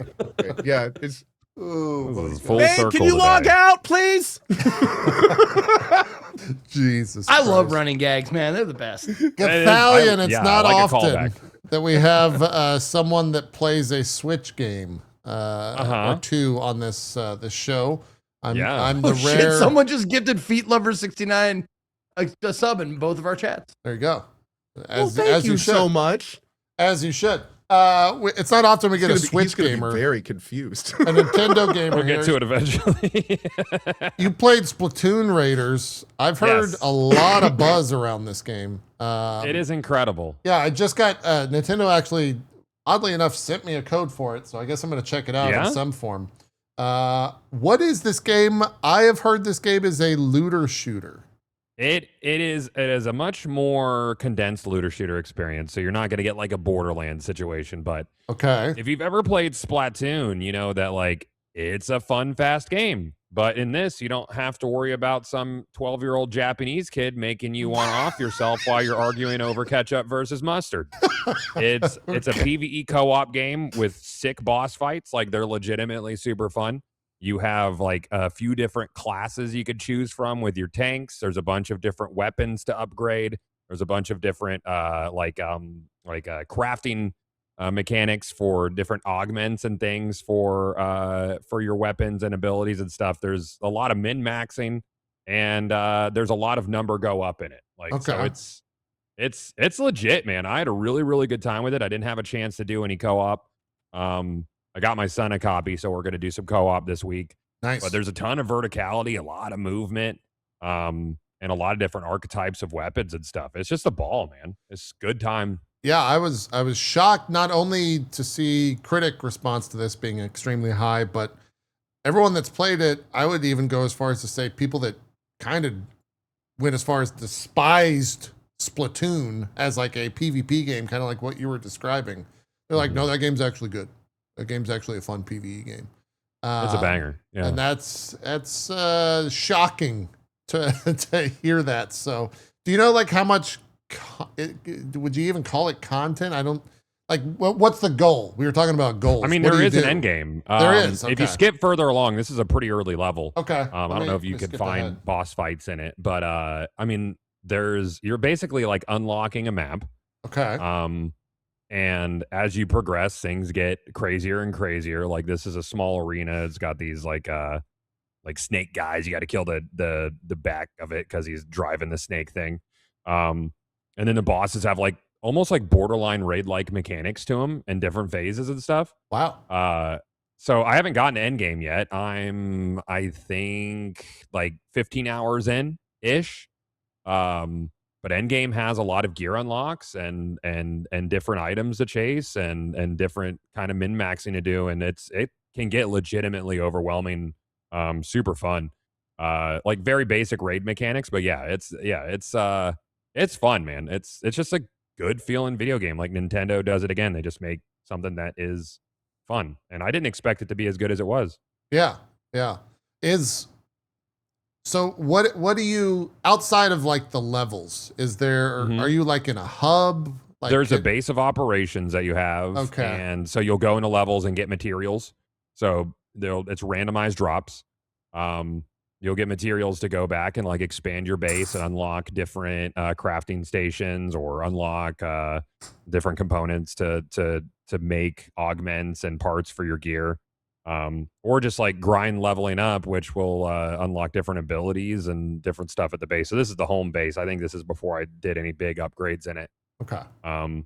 But as you go through, you power up like, weapon damage and health and min-max this and that. It's cool, man. I big recommend it, even if you were like aren't into Splatoon at a base level. If you just like arena type kind of looter shooter things, I'd recommend it. Are there like builds and stuff? Ooh. Like I'm seeing a lot of. Yeah, there's absolutely builds. So there's procedural drops on gear, and you eventually get to where you're like breaking it down and upgrading individual gear pieces.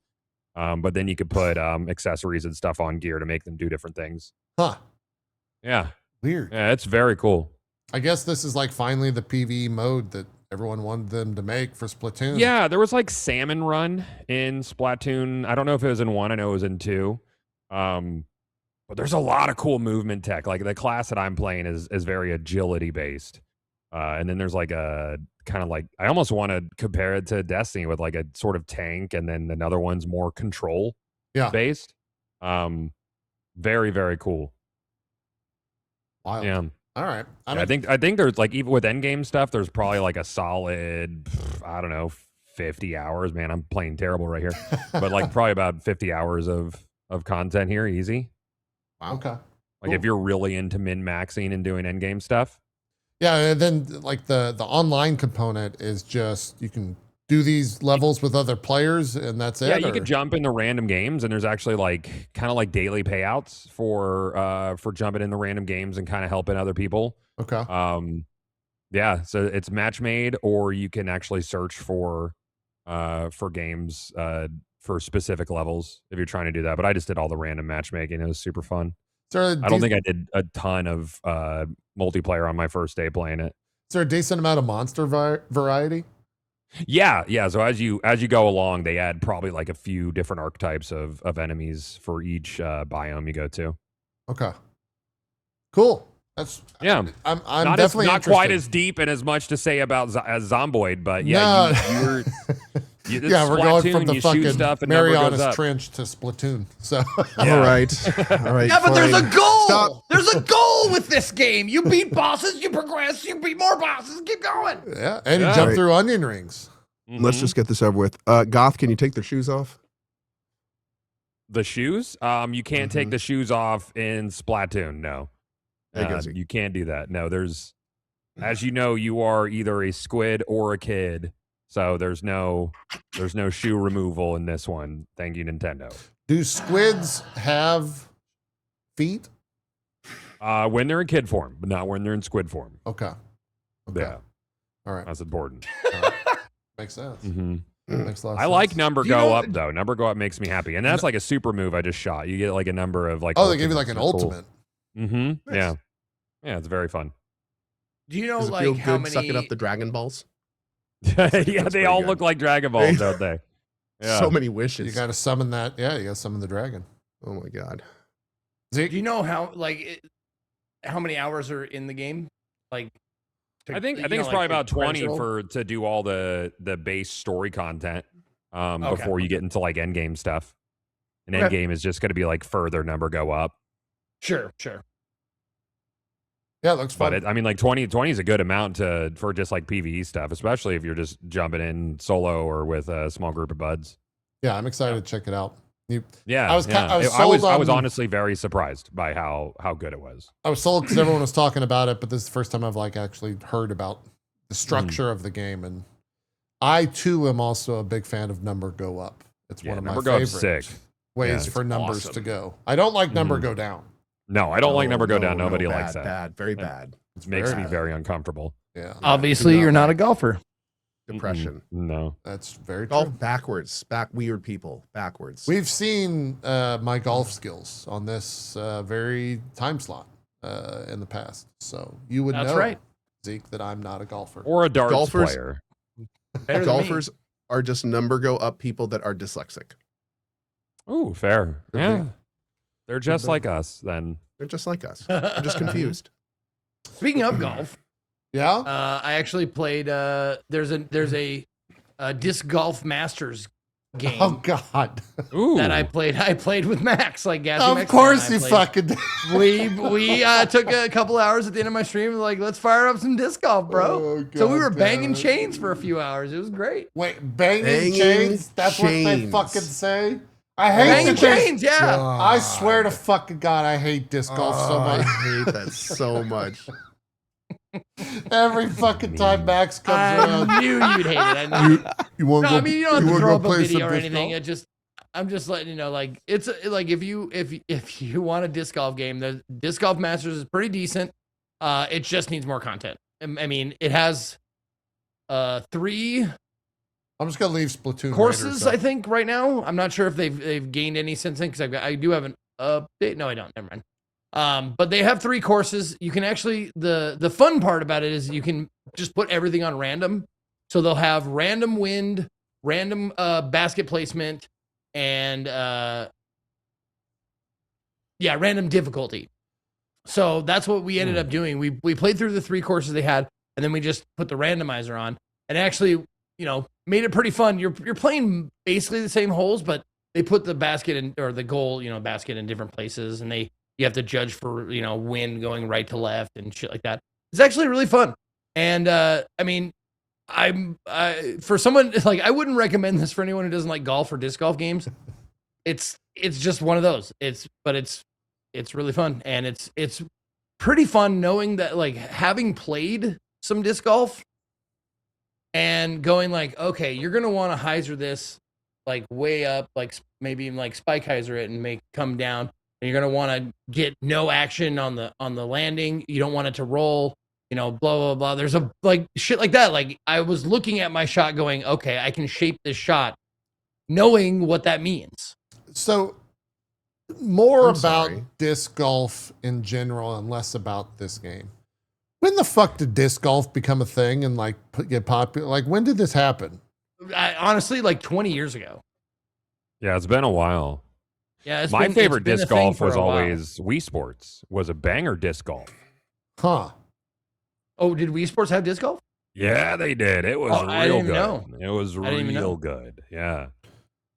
He's thought- gonna be really happy. Wait, with wait, that wait. So there's shot. like full physics. on 123 every- meters right in the middle of the fairway. He's got Oh, an it's- easy approach This to the actually looks basket. pretty legit. Yeah, We get it's to go at the same time. full You thing. can watch them throw. It's great. And that's how you turn to look at each other. You go, Just like Like actual this. disc golf players. Yeah, that's great. yeah. Yeah. They could pivot. They could pivot on one foot. Mm-hmm. Yeah. No, that's one of the funniest things. That's is so like, they don't get traveling. if you want, you can watch the other person throw if you're close enough or whatever. You can throw at the same time. You can watch them throw. Zeke, you Something know what like I'm gonna ask. What? Do they come off? The shoes. No, you Yeah, can. shoes I them think up. you can. You can change your footwear though. You Like, can't if it's play barefoot? frisbee golf barefoot. Ridiculous. I wouldn't It was recommend it invented by anyway. hippies. How? I What? wouldn't recommend it out in the out on a disc golf course because those fucking disc golf courses can get pretty wild. Ugh. Like What- wild meaning like what does that mean? wilderness. Okay. I was like, Yeah. You want to step on them. You drinking want or to pivot on a something? pine Like- cone. That's not good. Do you No, have? you can like some of the courses are in the like in forests, and you have Do to like you- watch out for like snakes and shit. How out does there. how does that? Don't you have to wear leather sandals when you play disc golf? I think so. You don't yeah. have to- The no, there's perks, no- Yeah, you gotta. There's no footwear requirements. Jesus. Oh, You okay. have to wear burps. It depends I if think you have a that's footwear required. sponsor or not. I mean, Yeah. That's true. Well, that's true. Yeah, if you're sponsored by FootJoy or something, like you gotta wear yeah, that shit. yeah. Is Happy there Feet like a plus s- out there? I'm so fat. This is the first time I've ever been faced with the questions of disc golf online. So I'm asking questions that I don't want to know the answers to. But is there like a pro scene for disc golf? Because Max talked about how he like. I have a tournament paused downstairs right now. I frequently watch Joe Mez Pro, which is what most disc golfers watch to watch the tournaments. And what is that? A YouTuber? Is it about as fun as watching golf? Yeah, but if you play disc golf, it's really fun Mhm. for you. Which Yep. I have like, I know the players' names. I know who's top of the list. Who's like the pro. Like there's this one dude named Gannon Burr who is the Tiger Woods of this fucking sport, and no one's even close. Mm. Like he is. What makes him so fucking- good? He's a fucking phenom. He can. It's a Is phenom. honestly, you want to know what makes him good? His accuracy. Mm. He doesn't get into trouble.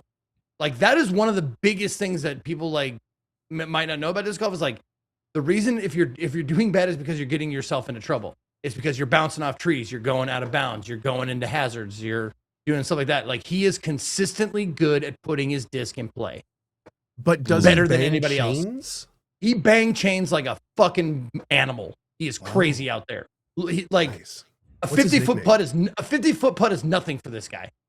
Nothing. Wait, Like, this is the kind of shit that'll be on at a Beefo Brady's on a Saturday afternoon, right? It is. Yeah, it is. Yeah. It's fun to watch. call It's it fun to putting? watch. Yeah, they call it putting. They call your disc a putter. Mm. you have a use different different disc? Oh, many different discs. Like if you ever look Oh, at a yeah. different disc golfer's bag, an avid disc golfer's bag, they have like at least 50 in that bag for different situations. Mm. I have 5. Oh. And the reason I only have 5 is because I can't make the disc do what it's supposed to do, let alone, like have a specific disc for a specific time. What's the difference between the discs? Do you really want to know? Do you like? Yeah, tell you the no, difference. The difference between the discs. I told you, are, I'm asking we have- questions that I don't want to we know have the kinda answers. I come to. don't. this I'm not an far. expert. I'm not an expert. I just know the basics. The basics in difference. There are 4 numbers that you pay attention to on a disc, and they are more often than not printed on the disc themselves for like distance, flip, drag. Like I can't remember remember what the numbers are actually. Probably for, weight, right? but they're all for like different shot shapes. So you want a disc that goes straight. You want a disc that goes like a nice curve. You want a disc that'll roll down a hill. You want a disc that Wait, that you can make you can roll the disc downhill on purpose. Yes, it's called you throw a roller. That's it. Like yes, Mm. Mhm. But when That's you like not there are, fucking there are disc holes golf. that it is That's beneficial. accurate. That's rolling. Yeah. That's a different. That's go fucking bowl. That's a different sport completely. I don't know. Have you ever tried to roll a disc? Okay, No! picture. Hold on. Picture a hockey puck. Picture a hockey puck. Yeah. If it goes on its side and rolls on the ice, do you think that? Like, oh fuck, that doesn't count. That shouldn't count. Eat a dick. That counts. Yeah, definitely counts. I like how that's the response. Eat a dick. Oh. Well. Okay. I didn't even want to talk about it this long. I was just like, disc golf game, pretty good. Moving on. So just to be clear, I did not know you're a disc golfer now. You watch disc golf, you play I've been, disc golf, you play a dozen video times, games that's of it. disc golf, and you speak disc golfese. So I mean, I think you're a disc golfer. Why is this so surprising to you? Like I watch, I I'm listen not to you surprised fucking one play bit. like Look, play We're just- the Zeke, newest fucking Zeke, PvP WoW Zeke, blah blah blah game. we're and- just and you have all asking this lingo. questions. we're just asking questions. All right. You know what? I can understand this because this is an outdoor activity, and you guys are not very, Why hip does to it that Got it. always Oh. have Yes, to that's come to 100%. insults? Yes. It always has You to nailed come it. back to insults. We're just asking questions. All right? We're not calling names. We're not making fun of the sport or the hobby. We're just asking questions. We're not shaming. We're making fun of you specifically. I'm not making fun of No, anyone. it's honestly, I've lost weight since I've been out here in Texas. I've probably lost like 15, 20 pounds. Well, hell since I yeah. moved from There you go, Colorado man. to Texas. That's Oh, yeah. fucking And sick. some of How- that is due to disc golf and the heat, the Texas heat. Well, yeah, if you're rolling fucking frisbees down the hill, you got to chase after that shit. So, They're not Banging frisbees. dude. chains They're- kills they're calories. discs because frisbee is a brand name. Oh, okay. I didn't know that. I'm they kinda play like by Slinky, Slinky, I'm big guessing, like- frisbee. I'm fucking Yeah. Do done you with this remember shit. that scene in Back to the Future 3 where he throws the pie? That's where frisbees came from. They were a pie company, pie plate company. Like Nintendo was a card game company before they became, Yep. video games. Frisbee made pies, and then they made pie plates to throw, and then they made frisbees. That is insane lore. But frisbee is like Damn. Kleenex. Like you can say Kleenex, but you're referring to a brand name. You're referring to a tissue. Yeah. You got to stop hanging out with gassy. But it's disc golf, yeah. You got to cut ties with that gassy guy. You got to get the fuck out of there. No, we used to call it Falf. Back in the day, we call it frisbee golf, Falf. False. And then Oh, then you that makes play sense. with someone like Max who really hyper focuses on shit at times. I've noticed, Yeah. and he's like, "It's not frisbee, it's the disc." And I got into the habit of calling it frisbee golf or Falf. Okay. Makes sense. Makes sense. Game good if you like golf. Disc Moving Golf on. Masters. Cohh, last Right. week you tweeted that you wanted to talk about this. Tokon. Ooh. Yeah, I was wondering what you thought of it. So I did a look at this, and Yeah. at first I was like, cool, this game's gonna be for me, like super easier combos. Like I'm gonna be able to like do cool stuff and not have to like learn every character and everything. But then I realized everyone else can do that too. Oh, yeah. Ooh. And Like an even playing field. yeah, and it and then I was like, wait, so I do have to learn a bunch of shit Yeah. because they can do exactly what I can do. Mm-hmm. And so it's not any easier at all. so and then unfortunately for me, it became a little weird because I'm way more comfortable with like Street Fighter and Mortal Kombat style moves, and I'm not so comfortable with like what this game is doing. So I think I'm gonna try it again. But I'm gonna have to approach it way differently because I got to the point where I was just getting my ass kicked. What would Like, you it compare was- it to? Yeah. It's like Tuco. Like it's instead of having like more complex moves, they kind of timing is a much bigger factor, distance is a much bigger factor, knowing where what your character's button moves will do in terms of distance, specifically versus the character you're playing against, which I found like I could use the same moves against different characters, or the same style of move on different characters, but just because like I would be 2 pixels further back, I would just flail in the air while the other person does like some low kick that connects with me and then goes into an endless combo.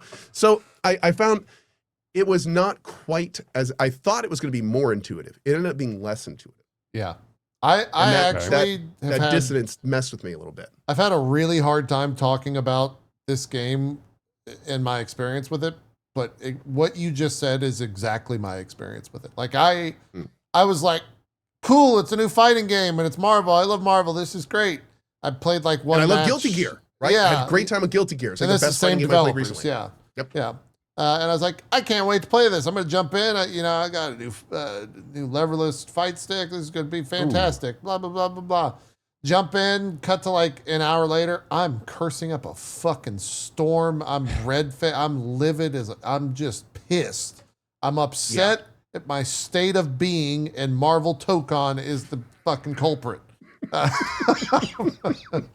And so I was just like, you know what? fuck this game. And I stopped playing for a bit. And then I came back the next day. Wait, off this isn't metaphorically, like you actually were like, F this game. And yeah, just I was stopped? I was pissed. That's I was great. fucking pissed. Because it was expectation was I'm gonna absolutely love this game and like get super into it like Guilty Gear. And it's exactly what you just said, where I'm fighting someone that definitely like a lot of these games are so knowledge based, exactly what you said. Where like if I hit down punch and the other guy hits down punch, his down punch goes slightly further than my down punch, and that opens me up to a fucking 20 hit combo. You can see even in this, like I'm trying to find a move that will connect with this guy. And so often you'll see me just punch air. And while I'm doing that, he'll just like step forward and low kick or something. And then all of a sudden it's a 10 hit combo. And I'm just sitting there like, oh, this sucks. Yeah. It just happens over and over and over. Yeah. It's all a knowledge thing. It's not a game It's a thing. knowledge check. Yeah. Exactly. But I have to admit, it's interesting because on the veneer, this game looks like it would be more friendly for newer players. But when you actually play it, you realize that the people that are good are the ones that are going to be like actually like frame by frame understanding characters completely, which I didn't feel that way in Guilty Gear. I felt in Guilty Gear, I could just kind of jump in and get some moves down. Okay, I know this character pretty well now, like win 4 fights in a row, feeling good, get beat by somebody that obviously knows the character much better than me. But like that was the thing. But I just can't get in a vibe in this game. I can't get in the flow. I can't get in that like, okay, this feels good. I know what I'm doing. Everything's working exactly how I want it to. I could kind of do that in Guilty Gear, or I just can't do it here. I don't know why. I think it was because I was playing it differently. I'm gonna try it again with like just really focus. I'm gonna pick one character, really try to learn his connection moves, really try to do it, and kind of see if I can do it that way. But yeah, I'm the exact same way. It comes out fully this week. On the 6th, is that Friday? Thursday, on Thursday or Friday, for full release. So they're gonna have. I also couldn't find a character. They're gonna have like more characters. I think Loki, Hulk will be in there. Yeah. I want to see what Carnage is like because I've always been a massive Carnage guy fan, but he's never in any fucking video games. So I want to see if they went for like the serial killer Carnage vibe, or if he's more like, you know, a jokey Spider-Man. I don't know what to expect. I haven't seen much footage of him. They haven't put out any character breakdowns of him at all. That was inadvertently and legitly where my name came from. Yeah. Oh yeah. No, I'm aware. I remember you telling me it when we did that real talk. But he's always been such a fun character to see. So. He might be the character. Loki might be the character. Hulk might be the character. I didn't expect. Did you play against any Pennies? Penny Parkers when you played the big robot mech girl? a little bit, yeah. And my introduction to that was I didn't know that was in the game, so I didn't know her name. I didn't know anything. So I glanced up at the screen and I see penis da-da-da, and I was like, "What the fuck? Oh, who? Why did you spell it like that? Like what?" Like, why would you spell it P-N-I? Because then anytime it's one of her things, it's penis. Like, why would you do that? I don't know. That was weird. But, sure. Yeah. So. Yeah. Anyways, penis put me up against the wall, and I just got destroyed in my match. Okay, Zeke, soundboard. Yeah. Get no, it. I know. That's it. I know. Someone clip that, and I'll put it on soundboard. That's Okay. a clip. That good. was the We're tilter right there. That's a brand new sentence. Brand new one. You can, so it's a 4v4 game. We didn't even introduce it. It's a 4v4 fighting game, but you have 1 HP bar. And I've never played a tag fighter, but tag fighters all kind of have. That was another alien thing. Yeah, they have the same like assist mechanics, and you use assist to lengthen combos. And so I got into a corner because Penny was beating the shit out of me, and she extended the combo with the links from the assist. And they did that, and I lost like 75% of my HP, and I'm just sitting there like, what the fuck? Like, what am I supposed to fucking do? No tech moves, Yeah. no way to get out of it. You just kind of have to sit there and smile until you can move fucking again. destroyed. And then hope the one move you do when you finally can do something isn't one they were expecting, and then put you in another endless combo. Yeah. Yeah. That happened so many times to me. It So- was, oh my How's the God. netcode on this? I assume it's rollback. PC had some major issues with it. I had one round where I was forced to quit Yeah. because it was so desynced. Oh, But that's tough. most of the rounds for me were okay. It actually, there's a little indicator at the top when Yeah, things start top going center. wild, and it tells you how many rollback frames and stuff. So Yeah. yeah, we'll have to see for It, for live. There was a straight up bug, and they've come out and commented that they're gonna try and get it fixed before this weekend. But if you had like any rollback, it would, for whatever reason, jump that rollback up to 8 frames, and so it just it became completely unplayable. If there was Completely any unplayable. lag. That's tough. And I think it was only the PC version. The PC version also was like wrapped. We talked about it last week, but it had like anti-cheat. It had some like I'm blanking at the word. Basically, PlayStation wrapped it up so you can't get into it. It was super encrypted. There's like 4 or 5 different things after the game is done that they bolted onto it to make sure that you can't get into it. Like, yeah, EAC, Denuvo, there's PSN, factorization happening, all this different shit that I'm hoping they somehow have solved in 10 days' time. I don't think that's the case, but maybe this was an old build that they put out for the beta. Isn't launch? Is there like an early access launch this week or? I think it's full launch. I think this it's week. full launch. Okay, full launch. Yeah. Okay. Yeah, I think it's full launch. I've got a thing for it, so I'm probably just gonna get my ass whooped for 2 hours. It'll be fun. You'll have fun. I've got another thing for it. I'm probably Yeah. gonna get my ass kicked for 2 hours. Yeah, You'll have a that's good pretty time. much the plan. Yep. You'll have a good time. But yeah, that comes out this week. Should be fun with the old Tokon. Maybe we'll get some rounds in. Are you guys? Yeah, it'd be cool. Is that Thursday for the sponsors or Friday? Do you know? I think it's have Thursday. No idea. Maybe Thursday. I think it's probably all around release, right? Is that when it releases? Yeah, I wouldn't mind getting my ass kicked for a couple hours. Just How do you get that more out in the world? Do you get more upset than I do with fighting games, Zeke? I don't know where you're at on the No. I only get upset when I feel like I should or could win and don't. But with something like this, there's no fucking way I'm winning anything, so it wouldn't upset me at all. Okay. All right. Yeah, there is a certain, I have to admit, by the end of it, I was just kind of enjoying the pain. Like, you just have to smile. Like, it's just like, oh, there's another combo. Let me try to punch him. Oh, there goes another one. Wow, look at that. So, yeah. Zeke, if you... No, it'd be like playing one-on-one with, like, LeBron James or something, and you're like, I didn't score a single basket. I'm so upset. Like, no, you weren't ever going to score a basket, dude. Okay. It's all about the experience. Zeke, if I know you've been watching a lot of fighting game stuff, or at least Evo.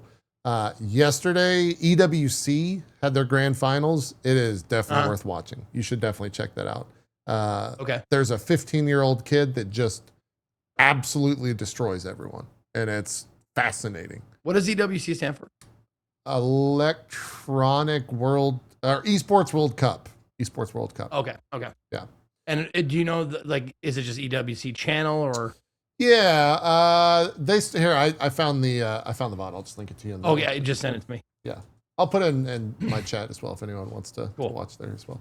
Fascinating. Yeah, I do. That's one of those things where it's like, I don't know much about it, but man, is it fun to watch. Yeah. He basically he is from, I think he's Chilean, and because he won this tournament, he is now a multimillionaire in his country. Like, just he's a 15-year-old multimillionaire. Jeez, man, awesome. Good for him. Yeah. Dream big, man. It was his gameplay was fucking insane. Absolutely insane. What else have we been playing? Cohh, I played a lot more of that Battlefield off stream last week as well. Yeah, that was a lot of fun. It was a good time. We had a pretty good time with Battlefield. Which game? The old Battlefield 6. Update. Yeah, they put released out. Go ahead. I've been talking.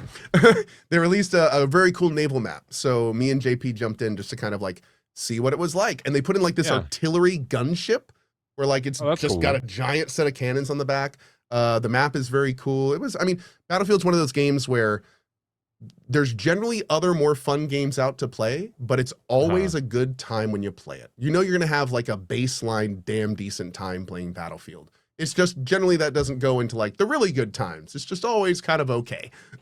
But you can always count a Battlefield game for being okay. Yeah. It was fun. It's fun. I mean, I had a good time. It's always fun to play with friends too with it. So it's good. Yeah. Good I time. had a really good time with that. And the map's cool if anyone wants to check it out. Oh yeah. Yeah, Dude, they very got did you Battlefield tweeted out like I forgot what the exact tweet, but it was essentially like we've been in this game long enough that we've come full circle, and it was just Reddit post and like forum post about people bitching about how the map was too big. I love that they poked fun at that. Because the other complaint is that the maps are too small in Battlefield. Yeah, they got a lot of flack for that at the beginning. That's great. Yeah, and so I love that they took it tongue in Next cheek. thing you know, the community's gonna be like, "Why is there always a leaderboard at the end? This is so dumb." Yeah, we're check this out. I don't Check need to this know out. other people did. I got 2 more games that I really want to talk about. This one's called Corsair Cove. Holy Oh, you shit. played it. This game, it took about 2 hours for me to get its hooks in me, but holy shit, this game's pretty cool. It is a pirate city builder, kind of. That's like half the game. And then the other half of the game is a pirate, I guess, roguelike is how I would explain it. To where you make ships, you make crew on those ships. You send the ships out to explore the world around you and do missions. And those missions, which I'll show in a little bit, are carried out through a roguelike interface and mode. Are we talking like action roguelike? No, Or do you just mean like clicking through menus? It's more like, well, here, you tell me what you think. I gotta find where it's at. Damn, every single picture looks completely different. Yeah. like you're playing a different game. Okay, Yeah, so like right here. Like the everything game. Yeah. Wait. Oh, there it is. So it's like this. You are given, these stats. They have these stats. You're given a goal here at the top, reduce the enemy's crew below 50%. And then all of these cards do different card things. Based. Yeah. Oh. All of these Interesting. abilities do not really cards, but the abilities are on cards. So I guess they are cards. Kind of like a choose your own adventure thing? Yeah, a little bit. And so I don't know what the goal was Cool. here. I think I was raiding a pirate base or something like that. But that's only half the game, and it's obviously very important to the game. But I didn't really interact with it too much in the 6 hours that I played it because I was so focused on the other aspect of it, Wow. which is the building. So you get resources and stuff for doing this, and you get crew. I should zoom out here in just a sec. Definitely play the tutorial if you're going to play, because it's not, I wouldn't say it's intuitive, but you definitely have to read some stuff to figure out how the hell it works. So there's like the full map. That's maybe 2 zoom outs. You can probably go 8 times zoom out. The map's very, very, very large with a ton of different islands. And you have your base on Skull Rock. And so that's Skull Rock, and the game's timed right now. The fascinating thing is it's almost as deep. Oh, that's not the full map. You unlock more of it. That's insane. Damn. So most like building games or sim building games, they're always like on a flat plane. And so the way that they kind of the meta game of that is you want to put like the carpentry next to the wood chopping tree so that the path there is short and blah blah blah. This you build on the side of cliffs. And when I say you build on the side of cliffs, I mean quite literally you build on the side of cliffs, and it's fascinating how it works. And my first go through, I definitely it's one of those things where I definitely fucked up and I had to like relearn what was the proper way to do it, because like those green lines there from thing to thing means that the transport time is low, and so it's going to be more productive. And you can, if I zoom back to the very beginning, you can see that the base is like very small. So you only start out on like one area. And then as you start to plop down other hubs on this island, By the time I stopped, I think I had 3, and I had like a little C shape of this island. Eventually you take over the entire island. There's probably like 50 resource nodes on this entire island that you'll use at some point. And the tech trees are insane, just as insane as they are in like Anno, for example. It goes that deep. But you're at the end of the day trying to balance everything, trying to make sure that the pirates don't revolt. The thing there at the top center, which I'm forgetting the name of, if that reaches 0, you lose. And it pops up with mini events and different events in the game, which will be like, you'll get, cohesion. You'll get like X amount of resources, but at the same time, you're going to lose some cohesion because it's going to piss some people off if you do that. And so you're always kind of micromanaging that.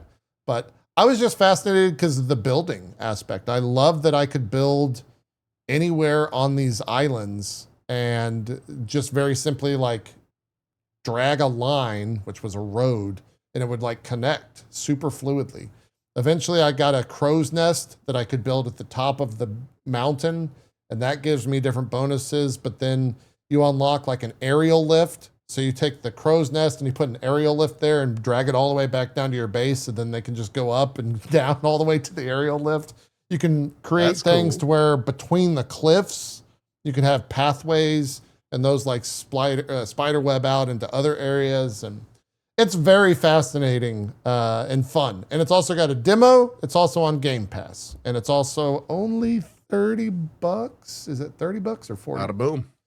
Let's see.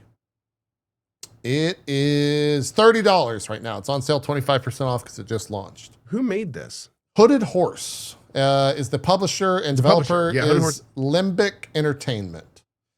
They also, believe it or not, worked on Tropico 6 and a game called Park Beyond. Oh, cool. Okay. Tropico is pretty great. Yeah. That's cool, man. And, they worked on Might and Magic Heroes 7? I didn't know that. Yeah, they published that. Or sorry, they developed that. Ubisoft published. But I didn't know that was in there. Kicking some butt. Yeah. Well, the funny thing is, looking at their games on Steam, this is the first game that has, I guess besides Tropico, that has non-mixed reviews. Really? They nailed it here. Heroes of Might and Magic, Park Beyond. They all have mixed. I liked Park Beyond. I thought it was fun. I had a good time with that one. Was that just like a future themed park or something? It was a theme park builder. Okay. You know, like a planet coaster. Like, I thought it was a good time. Yeah. Got it. I didn't even mention there's like an entire tech tree that you can unlock that looks very much like a Path of Exile tech tree with all the different different ships that you can build for all of that. And then if you play Sandbox, there's different maps. So this is the pirate graveyard, where you have to get a finite amount of resources from pirate ships that have crashed. Is that starting map. And then right before that, there is kind of like this more fantasy-based map. I guess fantasy is what I would say. There's like a giant statue in the center of your island. There's like with kind of like an endless waterfall pit and a giant tree. Just really very pretty, I would say. If I was going to play again and restart, which I most definitely will and want to, I'm probably going to play this map just because I like the look of it. I think it's fascinating. There's a giant like tree in the center, or a giant statue in the center, which I think you can build through all of that. And just really interesting like city layout for this. I think Frostpunk was maybe one of the more unique city layout builders that I remember in recent times, and this is kind of in the same vein with the verticality for all of that. So I played it on Game Pass, and that was a pretty good price of Game Pass, but I might grab it on Steam as well just to have it there for the $30. Oh yeah, man. It was good. It's Corsair Cove. Anyone else, so I can have 5 seconds to rest my voice? Yeah, Zeke, you got anything? I played a couple of games that I would love to talk about. The first one is another short but wonderfully written story experience called Below Rusted Gods. Oh. This is you can tell like in this game. Okay, have you guys ever played one of those text-based games that's like on your phone, and it's like some of them you have to like wait real time. You like talk to someone, like you're guiding someone through something. Yeah. And you like talk to them, and then it's like, all right, I'm gonna go check that. I'll get back to you later. And then you like put your phone down, and then they come back like 20 minutes later. They're like, okay, I'm there at the thing. What do I do now? And blah blah blah. You can tell like this.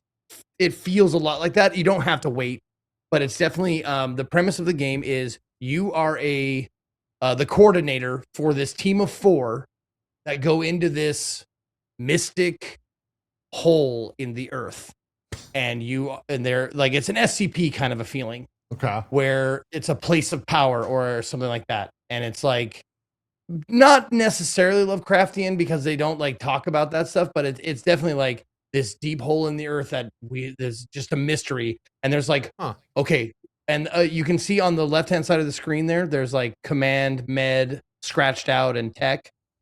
Those are your 4 people that you're guiding through this, and it only took me like a little bit less than 3 hours to complete the game, but it's one of those like cool like 3-hour story experiences. Good vibes, where the commander is saying like, okay, we're coming upon this, standby, and then the med guy is like, Jackson is acting a little weird. Could you check his vitals?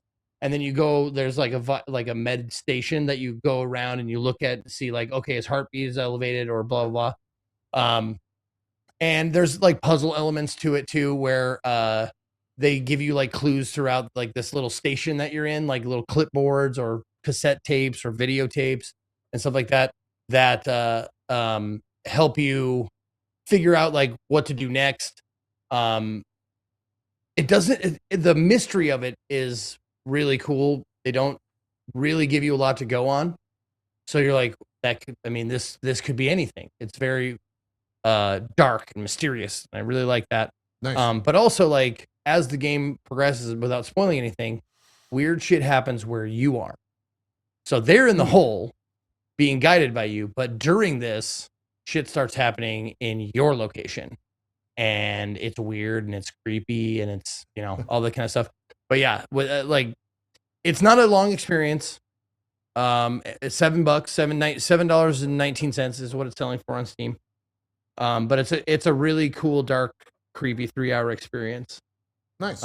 Where your imagination is a big part of the game. Yeah, someone in chat said this is not a happy game. Would No. you agree with that? Oh.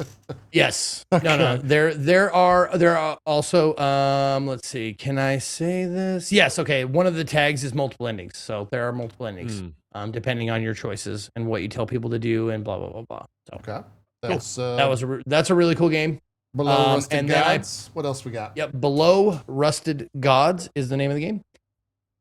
Out of curiosity, is that a reference to like giant mechs on the surface and you're going under them or something?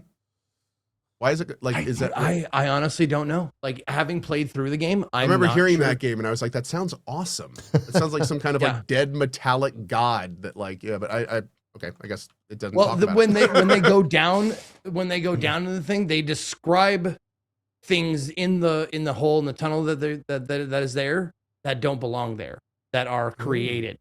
Like it's not just like creatures and caves. It's like,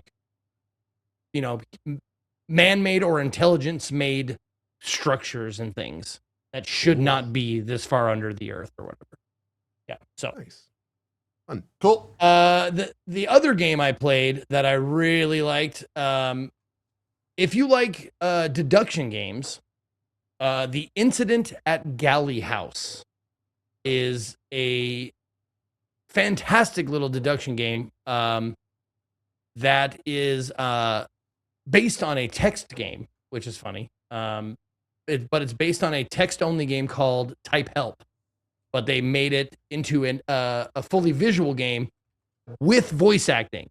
Now I can't stress this enough. Like this game has voice. It's 100% voice acted. The whole way through, every character is voice acted. and there's about 20 of them. So Wow. it's really cool. The base of the game takes place in 1936, but you have this machine where if you can put people in the room at a time, put the correct people in the right room at the right time, the scene will create itself. Like that's the deduction is like, okay, so just Miss Scarlet said that Professor Plum was in the kitchen, but in this previous scene, we know that Professor Plum wasn't alone because Miss Peacock went up and saw him. So Miss Peacock, Professor Plum in this room at this time, boom, and it goes, and the machine fires up, and you're just like sitting there going, oh, please, please. And then it goes, boom, boom, boom, boom, boom, and you're like, yeah, I got the scene right. It's very satisfying. It has a very satisfying mechanic like that. Is it kind of Return to Obra Dinn? Yes. Very, very accurate comparison. Well, not accurate, but like it's a good comparison. Yes, it's not exactly like it, but if you like Obra Dinn, you will like this game. But yeah, you create scenes by putting people in the particular thing, and then it's got a lot of quality of life stuff too, where you can put like little tags and little notes. It has a notepad system, which I didn't really use because I had. That's why I saved these. I had these notes throughout, and they're front and back. But yeah, there's a lot of like, because you'll be watching a scene, and someone will go, oh yeah, I just saw them, which means that in the previous time, because it's 1 through 26 hours, we'll say. If you're in scene 6 and they said, oh, I just came from there, you're like, oh shit, there's a scene in the dining room that I didn't see yet.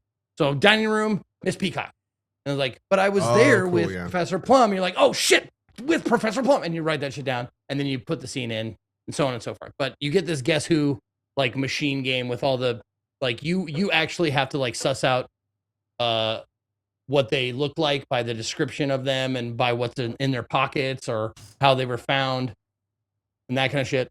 And so you put their avatars on there, you put their names with them once you find out what their names are. So like you name and put a picture by every single person in the game.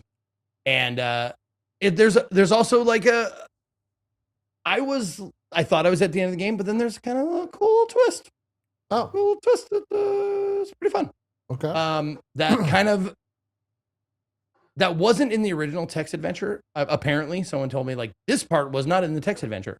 That kind of like interweaves with what you had just done, which is fucking awesome. It was really, really cool. Very cool. But yeah, there's no motion. And one of the things is, pause it right here, JP. Oh, okay. One of the things, they only have one character model for every single person in the game. So if someone is sitting down, laying down, something like that, they don't put them sitting down. See how the picture is pointing? Yeah. To the person on the bed because they're sitting on the bed. It's because they didn't draw a character model of her sitting on the bed. So you'll see scenes where like making games is hard, dude. It's difficult. Yeah, dude, I know, sucks, man. Yeah. Where anybody who's standing up has a character model, but anybody who's sitting down, they just a little image above their head with an arrow pointing to them. Like that's this person. Dude, I actually think that's better because they very easily could have just gone like, hey, AI. I was going to say the same totally. thing. Yeah. I was going to say with this art style, yeah, they very easily could have just it would have been done easy something. for them. Yeah. And they did, which I give them credit. It's commendable. Respect. But a couple of things I wanted to mention, like I said, the mechanics are really great. The deduction feels super satisfying, especially when you figure something out. You're like, or something you figured out after watching the scene the 5th time or reading through, because you can read through the dialogue if you don't want to watch the scene, but you read through the dialogue the 5th time and you're like, she said blank, and you're like, oh fuck, and you put it together and you're like, yes. But also the voice acting in it, very good work, nice job. It's compelling. Nice. It's good. Not everyone is A+, but everyone's at least B+ or above. Okay. So it's good stuff. All right. But yeah, it's a very fun deduction game. It took me about 13 hours. So it's got some 13 hours. Some hours to it. Yeah. How much was it? It's girthy. $20. $20. That's not bad at all, man. Not Yep, bad. that's good Yeah. value. Very That's good nice. value. Huh. I've only played Splatoon since getting back from GCX, so I don't have. I got one more. don't have thing. You're too busy That's- making games. That's actually not true. I played a game last Saturday called Emberville, and it was fantastic.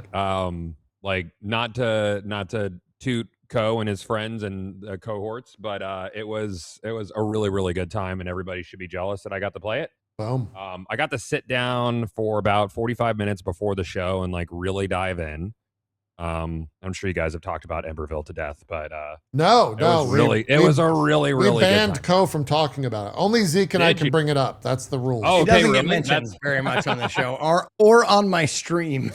Yeah, good. Yeah. Well, game, it's a little God, game it's called become Emberville. such a meme. Yeah, Fuck, yeah. man. It was a really good time. I think for me, what really surprised me with combat in it, like sometimes games of that art style can end up feeling like retro by nature, but it was so responsive and tight.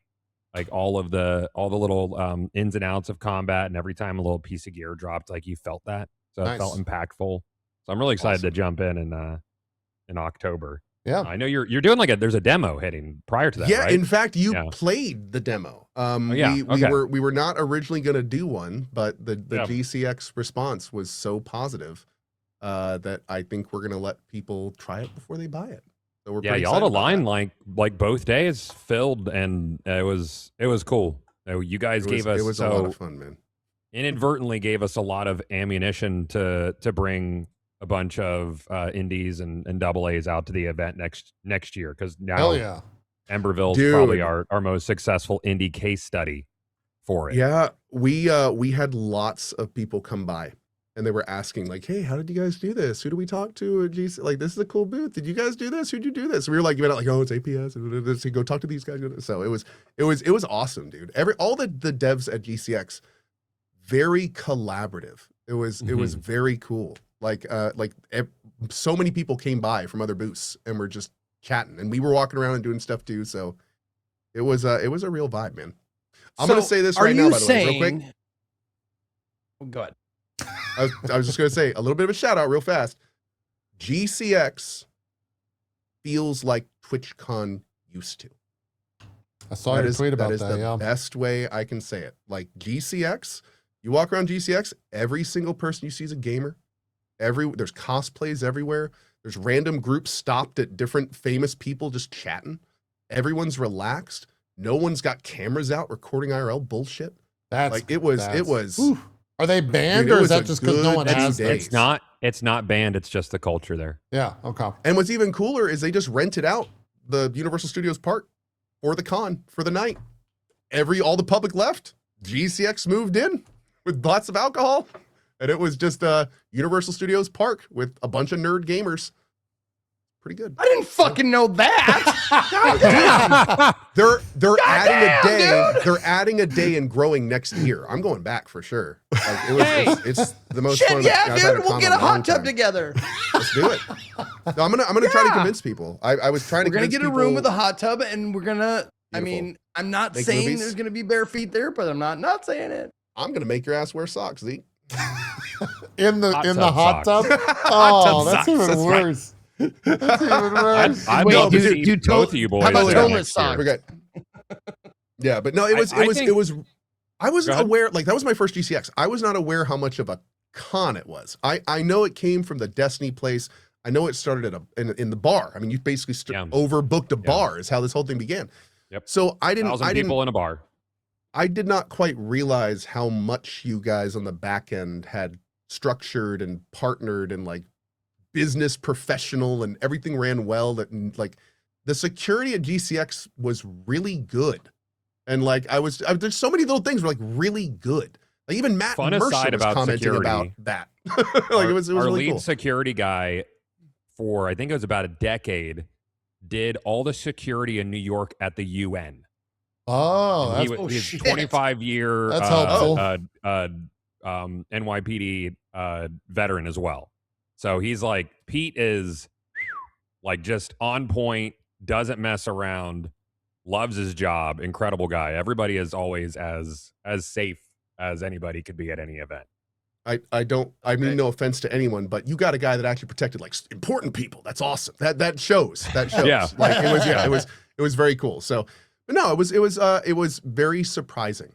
And what was also really cool is like we were in this big theater. We did a big Emberville stage show with Mercer and Elias Defexus and all those guys, and we had a really good showing. Like almost the audience, was almost full. It was a pretty big auditorium. We had a great show. It was awesome. We were all done and we were like, man, that was awesome. Huge crowd. And then I think right after us was the final Destiny 2 like actual meeting. Yeah. And oh my God, dude, they had to turn. There was a line for the line after it was full. they were lining people around the back. Like it was crazy. And we were standing out. We were backstage because we had just finished our panel and we could hear them like 2 halls away through this giant building, just cheering and screaming and applauding and stuff. It honestly, it made me a little like, man, I wish I had been more of a part of Destiny. Because it's over. No, because it's over now. Yeah. It's done. Like what I was hearing was like possibly one of the last big get-togethers of Destiny fans ever. Yeah. So, and we were talking about that backstage. We're like, this is kind of a big deal. Like it was really a big game. Millions of people enjoyed it. So yeah, it's cool. It's very meaningful. That's a whole other conversation, but yeah, it was cool to essentially have a celebration of that side of the community, because I think it's easy to see discourse around Destiny and particularly Destiny 2 and think it's a bunch of people who complain a lot, or people have a lot of critiques about the game, or you see the toxic side of it. But there was and still is such a pure, passionate part of that community that they helped us build our event and were the foundation of it for over a decade now. And I've never dealt with a more giving and passionate and genuine gaming community than that side of the Destiny community. So it's great that you got to see that while it was still there, and there will still always be part of that there for that portion of the community. But having you here and Emberville and this the indie section just grew so much this year. It was big. And it was 2 whole giant rooms, just booths like lining everywhere. Yeah, it was lots of different games, lots of games I'd never heard of. I was very surprised by that. Yeah, a lot of cool titles. I'm excited. I'm very excited for the future of the event, and hopefully we'll have a lot of external from Destiny creator interest next year, because like you said, it feels like TwitchCon before it became the kind of mess that it perceptually is these days. Before it kind of lost. Twitch used to be about nerd culture, and then it became about pop culture. GCX is now the nerd culture, and Twitch is the pop culture. So that, I mean, the parallels were a lot. I was talking to a lot of people there about it that had also been at the first TwitchCons, and it was very cool. Kind of in a lot of ways, I feel like Destiny was kind of the seed for GCX, and now that's definitely kind of growing out in different directions now, and now it's something different. But it's very cool, man. I hope you guys are proud of it, because it's solid. There's nothing else like it. Yeah, immensely proud. Yeah. Was that Destiny panel streamed? It was. Okay. Yeah. I'm gonna have to catch the VOD somewhere. It was great. It was not a dry eye in the house. I'm sure. Yeah, there's a lot of emotions around that for sure. For sure. There were people crying in the hallways. Like we were walking out, people were like hugging each other and crying. Yeah, I get it. Losing your third space is difficult, especially when it doesn't make sense. Yeah. And we could talk for hours on it, but it didn't make sense to a lot of people. So it still doesn't make sense. It's literally like mourning something that in your eyes should not have died. Right.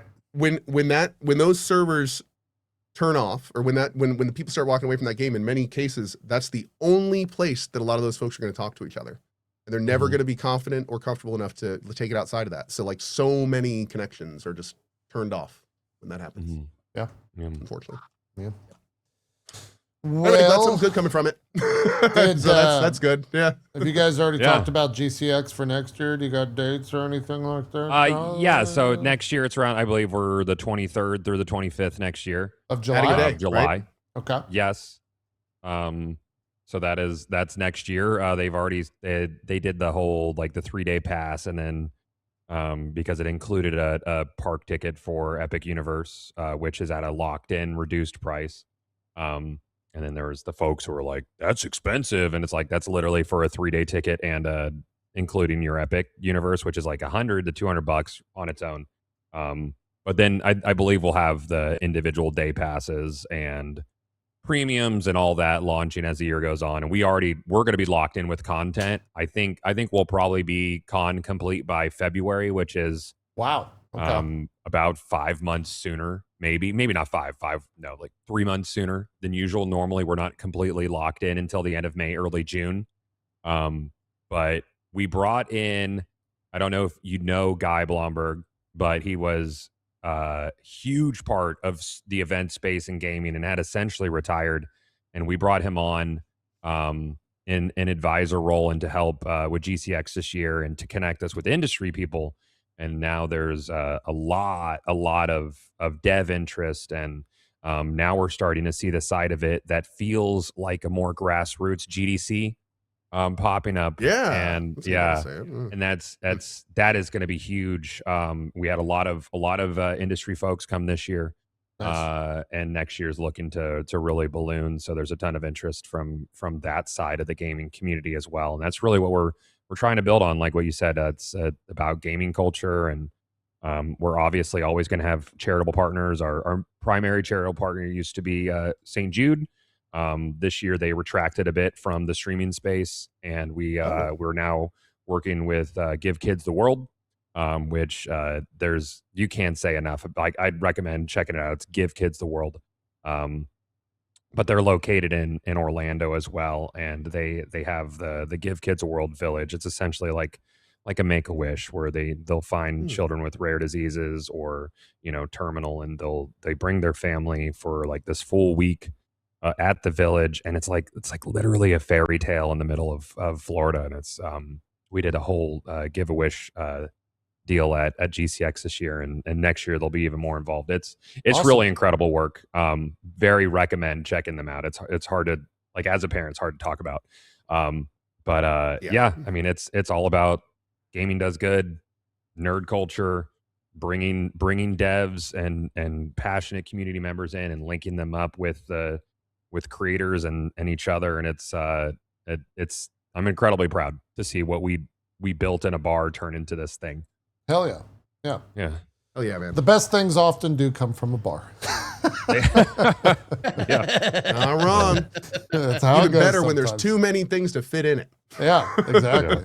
Exactly. So, yeah, maybe we'll make it out there. Maybe Zeke you and could I. do a live dropped frames from the GCX floor. I'm not opposed to Dude, it. I'm already planning on going next year. I'll be there already. with alcohol. Oh, of course. I mean, Now yeah, I'll be there obviously. twice. Okay. Great. I'm the only one that's like, oh God, I don't want to host that. Now, hold on. Is it Does no everyone in the shirt, no audience get it shoes, no too? service kind of a thing, or is it optional? Is that gonna Zeke, optional? there will be shoes, buddy. There will be No, I'm asking if they're optional. Got it. All right. Seems like, Well- could we make it so shoes aren't allowed in the show? You know what I mean? Oh, When my you are algorithm's show, right? fucked if they're listening. For everyone. They are. All the phones are listening. I'm Yeah. going to get Son a of lot a of bitch. weird things on Amazon today. Absolutely. We're all screwed. I will save. Dr. Scholl's is just, that's all I get. I just get ads for Dr. Scholl's. I will talk about Dragonsword Awakening next week because I think it is a fascinating game, only because their publisher closed on them. They were a gacha game, and they had about a month, and they turned it into a full-priced ARPG, and it's doing incredibly well. And so I hope that comes into like what gacha Damn, games I really do. want to know. I haven't even heard of that title. Now Yeah, I'm super it's- interested. It's the only gacha game I've ever played. Not full price. It's $30, but it's Yeah. like it's Genshin Impact, if they just took all of the MTX out and charged you $30 for the entire game. And it's fucking cool. So I'll talk about that next that week. doesn't make as much money. It's doing really well. It doesn't make Genshin money. You're right about that. 100%. But yeah, I'll mention it next week. What, real quick before we go, what was that game called? Dragonsword Awakening. Dragonsword Awakening. Yeah, it's been in the top, I think top sales on Steam for about a week now. Let me see if it's still that is. That one went right under my radar, man. Yeah, it was kind of a sleeper. Oh God, Spider-Man's. Oh, they discounted Spider-Man. That's top 10. That makes sense. Okay, so wait it's a second. Out of it's like curiosity, 20th. you said they made it as a gotcha game, but then they decided not to, and then does that mean they just gave the players all the gotcha, I guess? Yeah. They were just like, so you just get everything. It literally has exactly like a gotcha, where it has a thing called exchange, which would be the gotcha store. And when you go into the gotcha store, it has all of the stuff there, and you just use in-game items to grab it. Oh, the dream. Yeah, that's why I wanted to tell you about it, because it's Okay. you've talked about it before on the show, where it's like, God, all these gotcha games. Like, what if they just That's made fun. this not cost real money? That would be a fantastic game. And then God, I might not even play that game. I just want to go literally buy did it to that. support that. Yeah. It was a Korean game. Gotcha without predatory child gambling things? Yep. Let's go. I'm all for this. It was That's truly great. a dramatic last-minute pivot, where the game completely stripped out all of the gotcha and live service mechanics, and now it's just a $30 premium ARPG. Nice, man. Good for them. Yeah. What a save. What a pivot. That could have been a canceled project. That could have just disappeared into the night, as so many have in the past. But somebody decided to make that shit happen. I'm sure it was an uphill battle too. Yep. Yeah, it's got a massive for them, world. man. It's like Good for 50 them. hours of gameplay. I'm Good for really them. enjoying it. I'll show it next week and talk about it next week.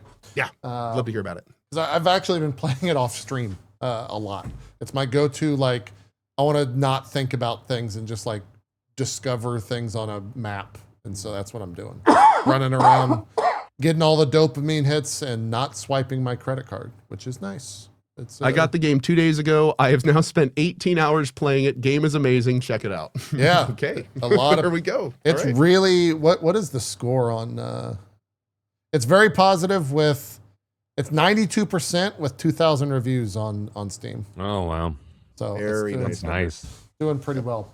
Let's do some shout outs because we are over. Goth, thank you so much for coming on. Hey, thanks for Appreciate having me you again. as always. Yeah, dude. We'll definitely have discussions about maybe showing up at the con next. Let's do that. year. Yeah. Unlike TwitchCon, we do for people involved with the show proper. We help with travel. Okay. So, Very well, might I add. We'll Like, chat. didn't have to do basically anything. That was super cool. Yeah, We'll thank chat. We'll chat. you Do come to some work, shout-outs. we're gonna help you out. What else you got going on? you. Damn right. Me personally, I'm going through my streamer midlife crisis. So I'm just playing games from 1999 and 2000 and, just like not looking at viewer counts. So EverQuest, I've got the Phantasy Star Online anniversary starting in like a week. I'm going to put way too much time. Oh yeah, I'm about it. Outside of that, I think there's probably some other stuff in August, but there's not been like a lot of like current grindy things that I've really been into. Waiting for Ocarina of Time to hit. If it comes out the same day as GTA, I'm jumping in Zelda. Nice. I really want to see Nintendo do it too. I hope they do. But other than that, man, it's just going to be kind of nostalgia for a bit and doing game dev stuff and keeping my nose down and trying not to say too many things to get myself in trouble.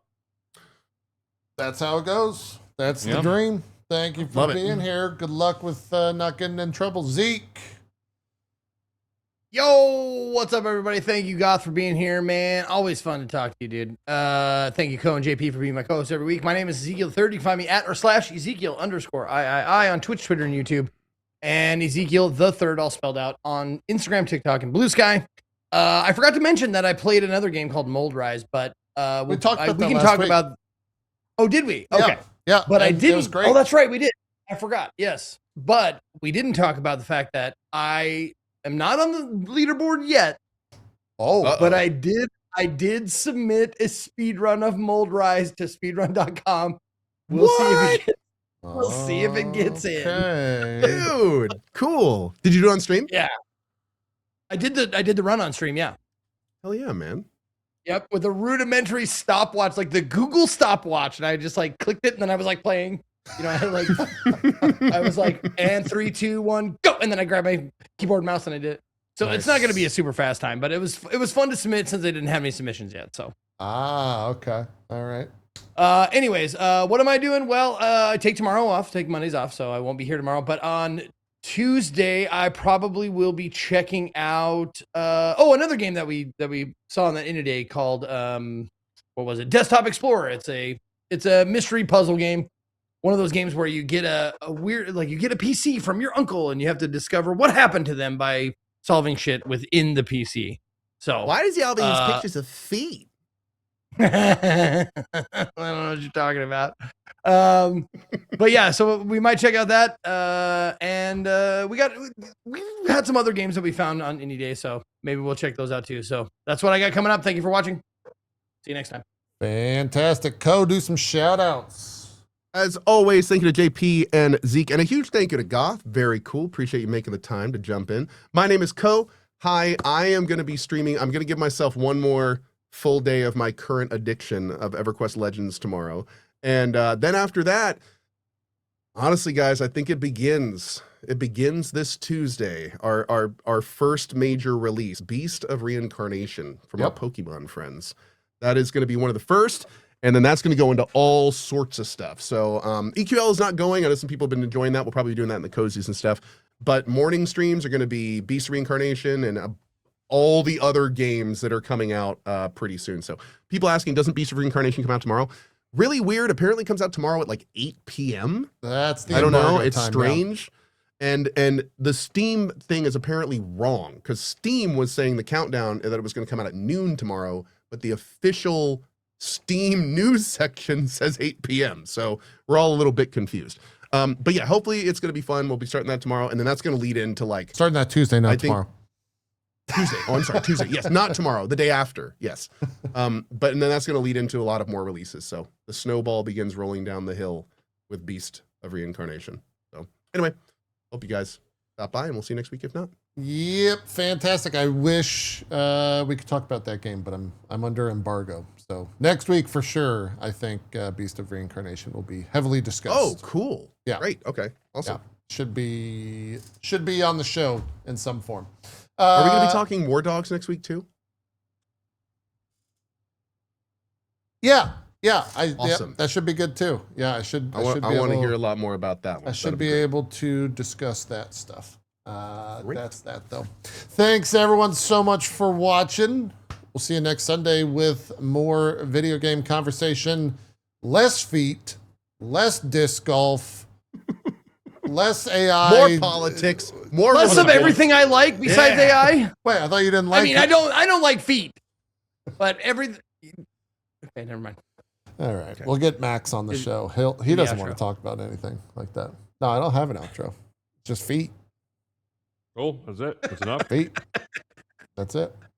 See you guys next week. Bring your sandals. Zeke will sniff them. Bye. Shut the fuck up. Weird.